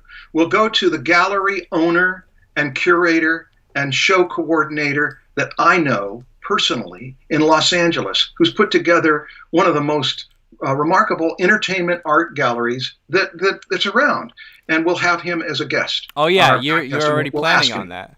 Yeah. Okay, so you put that in your questions. Yeah, Ben Zhu, we'll get him from Gallery Nucleus, and we'll ask him these questions. So yeah. Cool. Next question. Best brainstorming technique to come up with ideas. Marshall, you taught a whiteboarding class on this. Yeah, well, not really. No? But here's what I'm starting to find out. Never mind. That in the illustration class that I'm doing right now, and in storytelling classes, and in many of the classes that have any creative component to them, the first third of the semester, the first quarter of the semester, is don't censor yourself. Yeah. Don't edit yourself.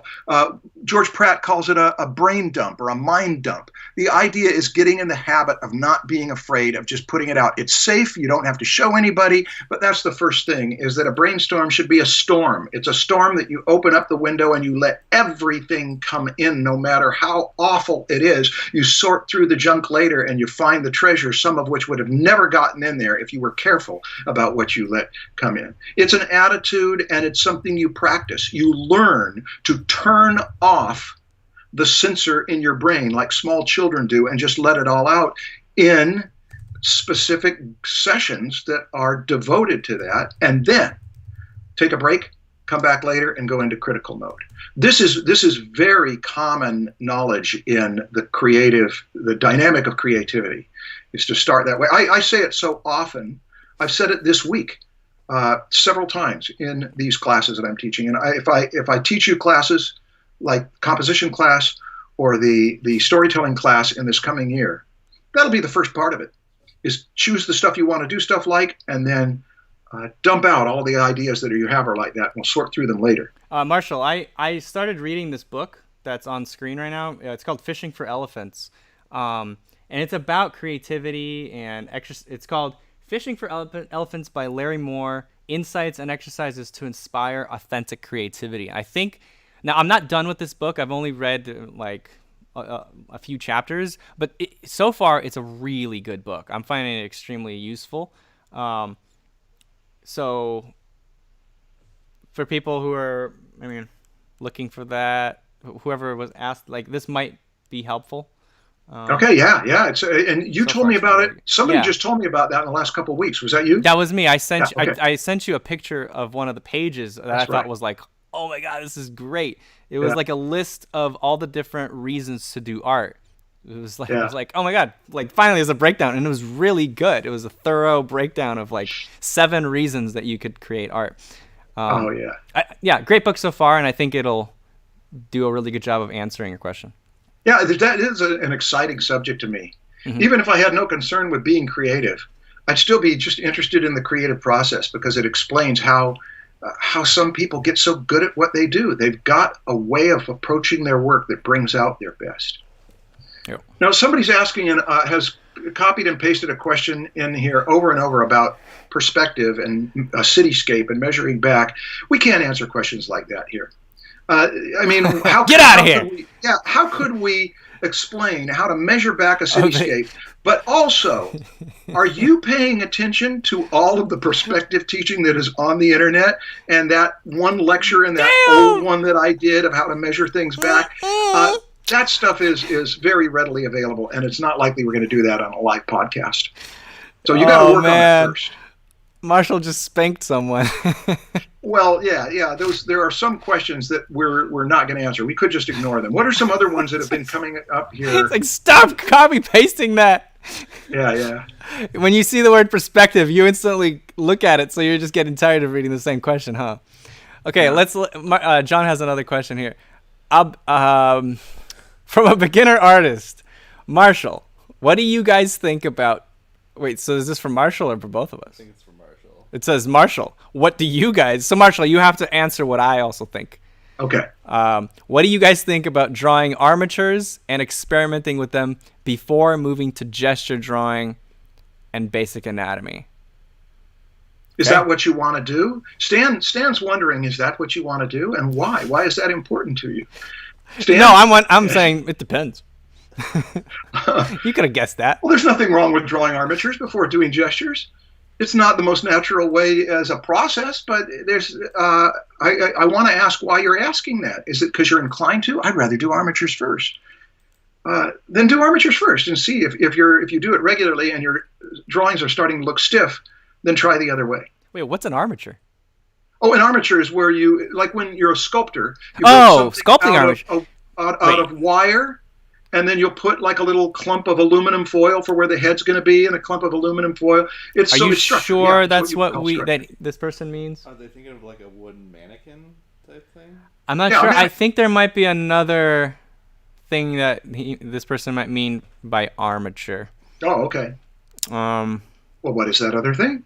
Yeah, that's what I'm trying to define armature, because that's a really important part of this. So anyway, yeah, in the comments, John, could you look for if this person replies at some point? I'll try.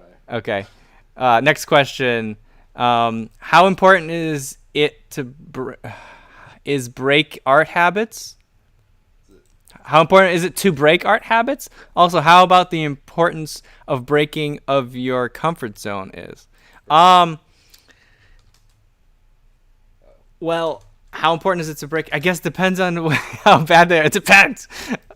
Like, how bad are the habits? Yeah, some are very important to break. You know, if you have a habit of quitting halfway through every drawing you start, that's really bad. You're not gonna be a professional artist if you can't take things to a finish. But some habits, some bad habits, whatever. If you have a habit of drinking coffee while you draw, whatever. You eat a little too much chocolate, give yourself forgiveness. Yeah, it's okay. But you described it. You, the one who asked this question, described it as a bad habit. Can you imagine your teacher saying, "No, bad habits are good"? Yeah, no, don't. Okay, you can keep those. With them. Yeah, keep those. What was the second part of the question?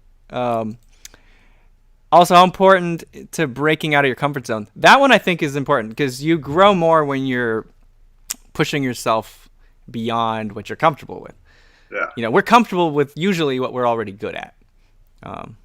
So, yes, very important. I think you already knew that before you asked. I think so, too. Okay, next. Does it depend? John, goddammit. Someone just asked, does it depend? Yes. Yes, it does. It depends. Okay. Is John choosing questions, or are we supposed to watch this go? John is choosing questions. I'm trying. Okay. He's trying to get another one in There's here. So many. Next one from Purple Point Tips. For starting to do a big project for someone who only really does small. I think it was Purple Point, and then tips for starting. Oh, yeah. okay. This is a good one. Go ahead. Tips for starting to do a big project for someone who really does small stuff. Oh, okay, that's a good question. Okay, go ahead. Then do it. There is real risk in starting a big project when you're only used to doing it small. In the summer of 1994, I decided I wanted to not paint realistically, but like I did for my living, which were airbrush renderings. I wanted to paint with a paintbrush and do some little paintings. I did a number of small ones, and then tried to work bigger and found out that an exoskeleton works fine for an insect.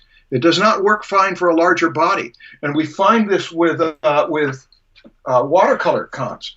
That in our class, we do lots of these little watercolor comps, and you can see that those are small, and that's to get show that used. Show that a little longer, Marshall. Those are cool. Let me. I want people to see that these are about the size of a business card, but they're studies from masters, and they happen rather quickly, 10 minutes. Nice. And it's just so that you have to think fast and get some shapes down, and mask your lights and darks and so on.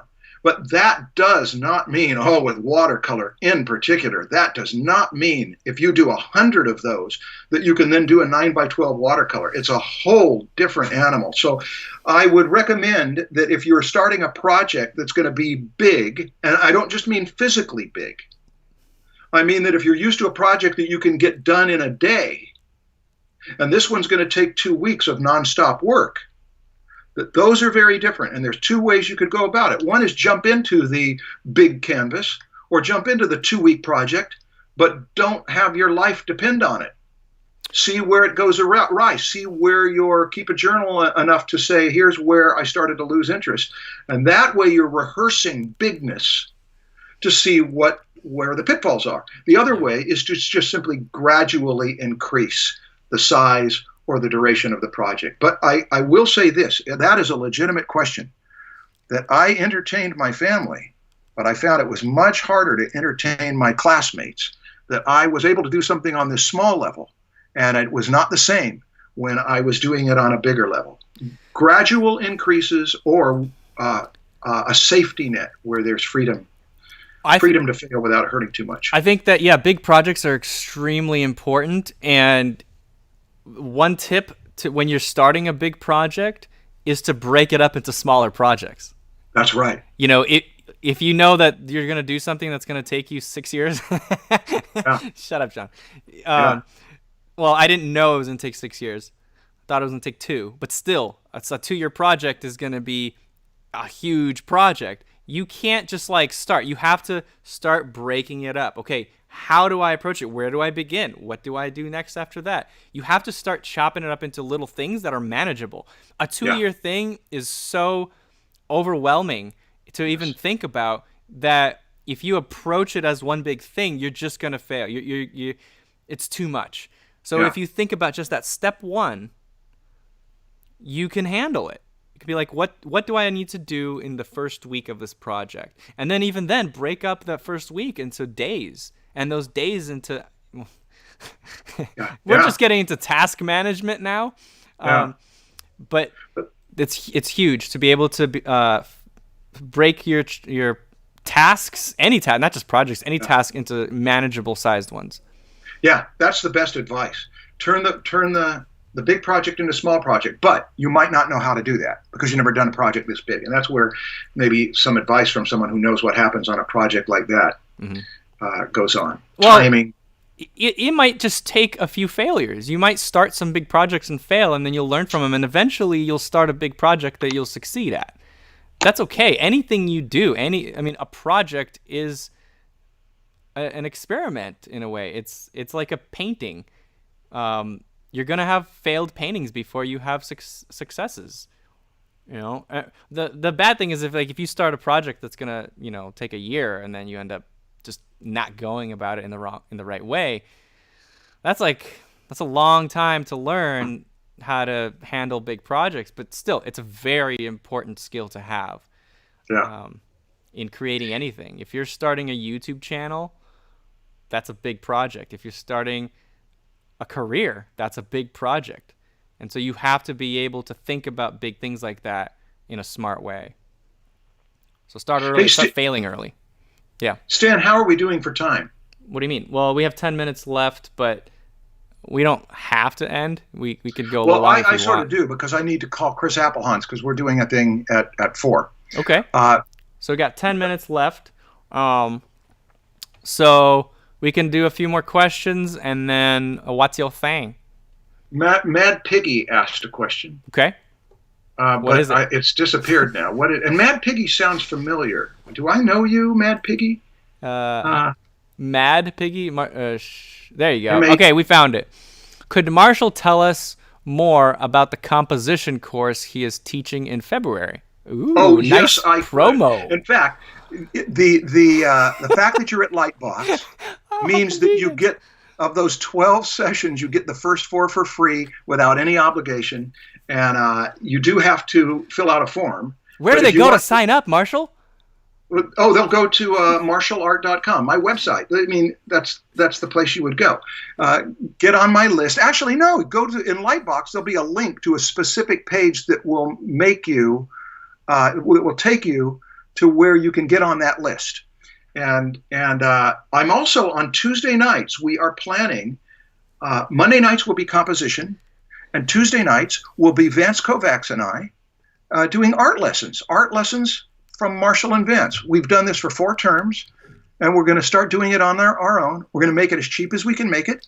And I like teaching alongside Vance, and he demos too. So that's the rough plan for February. But get on my email list, and you will not need to ask us questions, because you will hear from us. As soon as we've got something that the dates are firm and the cost is firm, you will hear from us. Cool. And it's Marshall Art singular with 2 L's. MarshallArt.com. But I'm easy to find. You type my name in it. Marshall Vandruff in Google. You'll find his website. Yeah. Someone older than Marshall here. Another. Stan. What? It's a question for me. Okay, Stan, which comedy bit in your instructional videos are you most proud of? Oh, there's so many. I don't know. I've lost track. What? Let's see. One that I really enjoy just still is the pickup lines that Skelly did. That was a long time. I think that was the pelvis. That was before my time. That was before John even worked here. Oh God. Yeah, I really like the pickup lines, Skelly pickup lines. The one that took the longest is also a Skelly bit. I'm really proud of Skelly. We spent so much time on those, and that the way too much time. The one for the abs. We did a whole bit where Skelly at the end of the episode is just really sad at a party and he's drinking beer, and we had to figure out how to get fluid effects to come down his rib cage, and it took us like 40 hours to figure it out just for like a 10-second thing at the end of the episode. It was such a waste of time, and it wasn't even funny. It ended up just being so stupid. So that's what I'm not proud of. But the beginning of the abs episode where the party begins, I think that's funny. There's a lot though. I don't know. He says his favorite is when you throw the baby through. Yeah, the baby through the pelvis was the most successful one. That one became a GIF or GIF, and it went viral. I don't know how many views that thing has now, like 1 million, just a GIF. So, yeah, that was the most successful. A big project you took on. That was a big project you took on and learned not to do it again. Yeah, yeah. From there, yeah, we stopped doing any kind of complicated animations after that. Yeah. Hey, Stan, I just found out. Everybody, my website just crashed. Because of this has happened. We paid extra money so that would not happen. That happened during the Bridgman boot camp, and we paid extra money because it was supposed to make it so that would not happen. Who hosts your website? Too many people going at one time. No, who hosts it? Who is your host? Whoa! You're asking me to say that in public so that it would be anti. I don't want. No. I don't want to answer that right. Whisper it to me so only I can hear it. No. I'll tell you later. Okay. Marshall, you realize I could find out right now. I know you could, but here's the thing. Write down marshallart.com. We'll get it fixed. We had this happen once before when 200 people went there quickly, and we'll get it fixed. But this is, by the way, I'm not going to teach the composition workshop tonight. So don't worry about it. You'll find out about it if you get on the email list as quickly as you can. Okay, who is? It's GoDaddy. GoDaddy is your host. You probably just have the wrong plan with them, Marshall. No, GoDaddy is not my host. That's my domain. Yeah, your domain. Oh, yeah, right. Yeah. I better let my webmaster know right away. Registrar. Enthusiastic and loving fans broke our website, period. It was a good way to have it broken, but please, ... Can you do anything? ? They are watching me dictate this to you.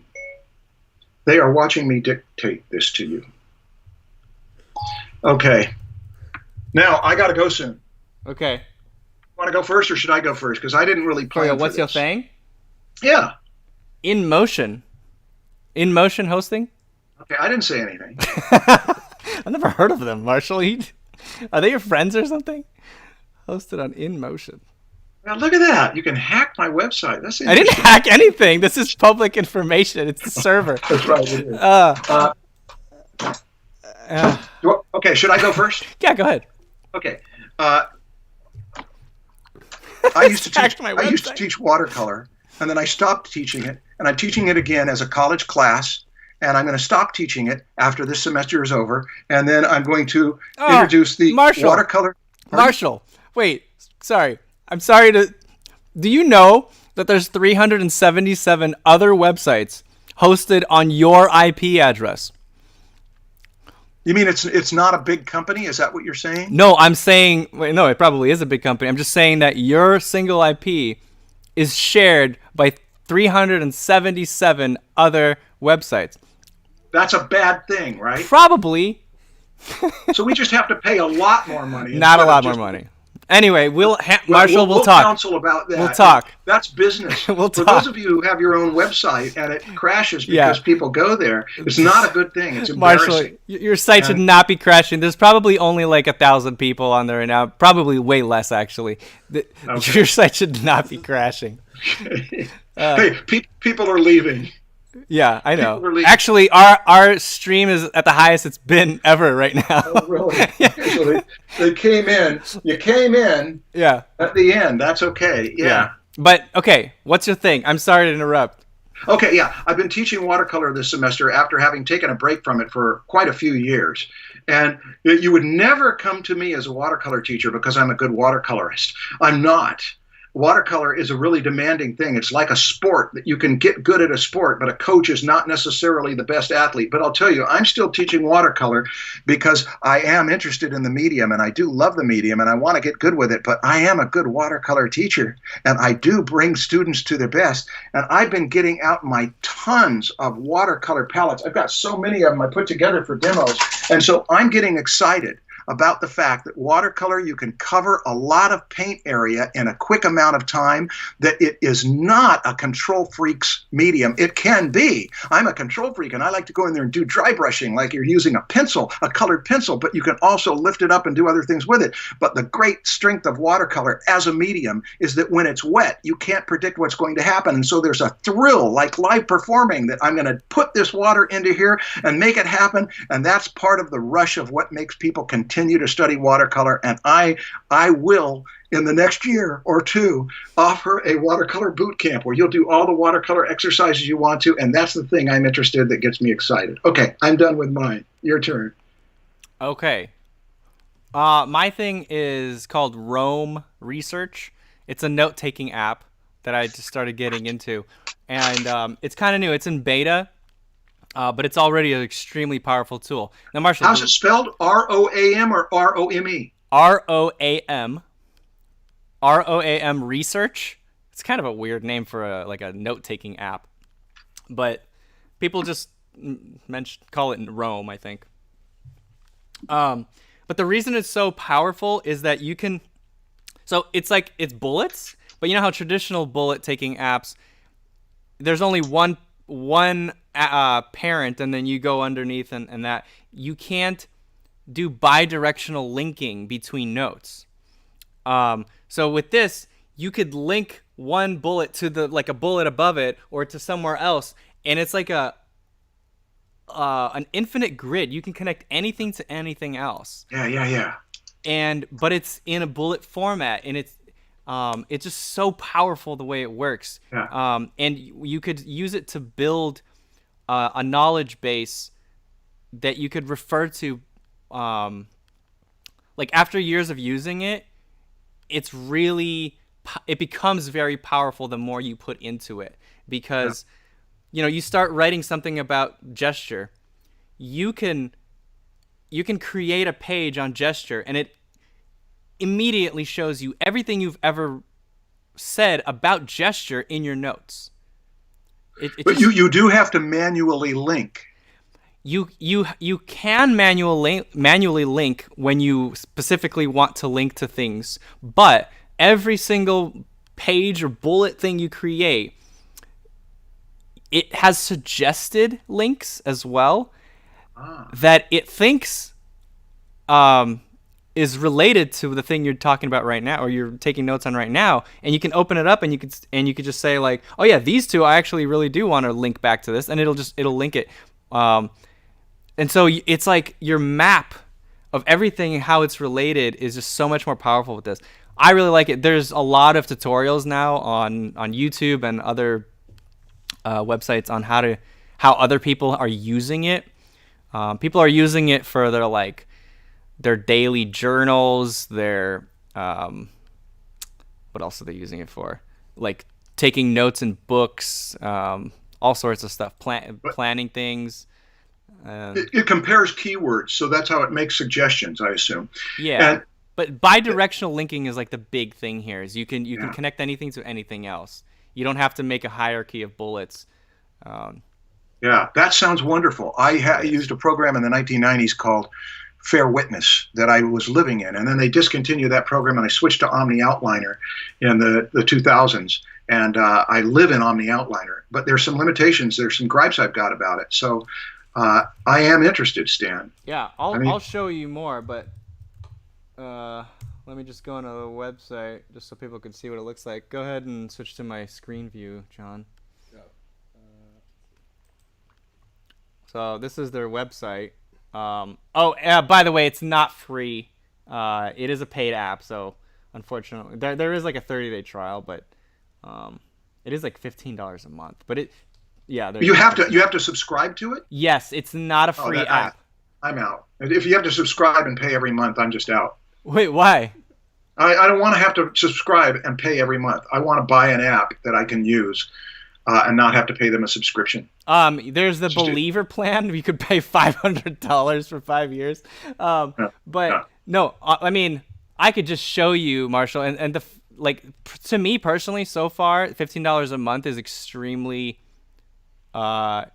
cheap for how much value it brings me. Yeah. It's so much better in organizing my thoughts that it's like $15 a month. Like, it's so much more useful to me than my Netflix subscription and all that. Like, yeah. It's a no-brainer. I spend so much more money on coffee every month.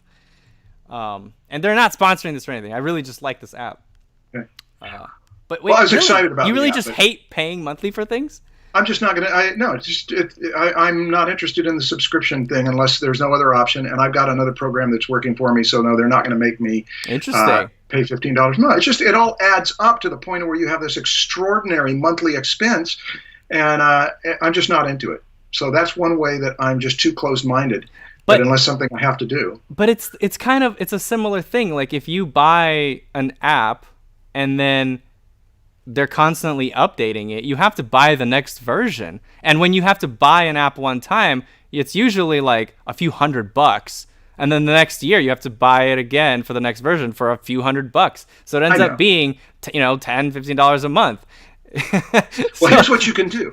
You can make me feel that your use of Roam, is that what it's called? Roam. Your use of Roam is making you so much more creative. I'll show you. Just you guys, if you are interested, just go watch some YouTube videos on it. People have made really good tutorials. I'm not going to try to convince you here, but I really like it. Marshall, I'll show you its power later. Yeah. It's not something I could talk. I'd have to explain it to you for like 30 minutes. Yeah, I have to go. So what do we do? Well, we're done. It's 3:05. Okay, we're done. Thank you, everybody. Thank you for being here live. This is the first time we've done it live. This was exciting. There was a lot of good things here. So we're done. Thanks for being here. And thank you, everybody. Enjoy Lightbox. And if you can, it's almost done. See you with Chris Applehaunt soon. Do you want to promote the what? The coupon code? The coupon. Oh yeah, guys. I think so Proko.com. We do have a sale right now for Lightbox. 25% off. The discount code is Lightbox 2020 2020. And any course on there, you can get 25% off. And when does that end? I'll end it next week. You'll end it next week? Oh, dang! Just to give people time. John is being nice. Yeah. Well, let's just say it ends tonight. Okay, it ends tonight. But no, not really. It doesn't, but. It does, but it doesn't. Marshall, anything you want to promote really quick? Yes, in the Artist's Alley, if you go there, the first 2 sessions of the 5 sessions with Vance Kovacs are free. If you get onto that list, and the first 4 sessions of the 12 sessions, or the first 3 sessions of the 12 sessions of the composition boot camp in February, starting in February, that goes all the way through April in 2021. Will be free. So that's what you can find if you go to the Artist's Alley placard that I've got there. Okay, look at all the hearts. That's ridiculous. How many hearts? Wow. Wow, I feel happy. Yeah. These hearts are they are emotional nutrition. I'm swimming in love. Oh, I feel the same way. Our day is made. Thank you very much. Yeah, we should do this every episode. We should just live stream record all our episodes. Just record this, and this reminds us we are loved. Hey, if they aren't we here. might. It's like looking at a picture of someone who loves you. No scrub. Okay. Wait, what does that say? What does that say? Someone said something to me. Stan, I still can't forgive you for saying no scrub is from Destiny's Child. I don't know what that means. It's okay. Okay. Sorry. All right, see y'all. Okay. Bye. Bye.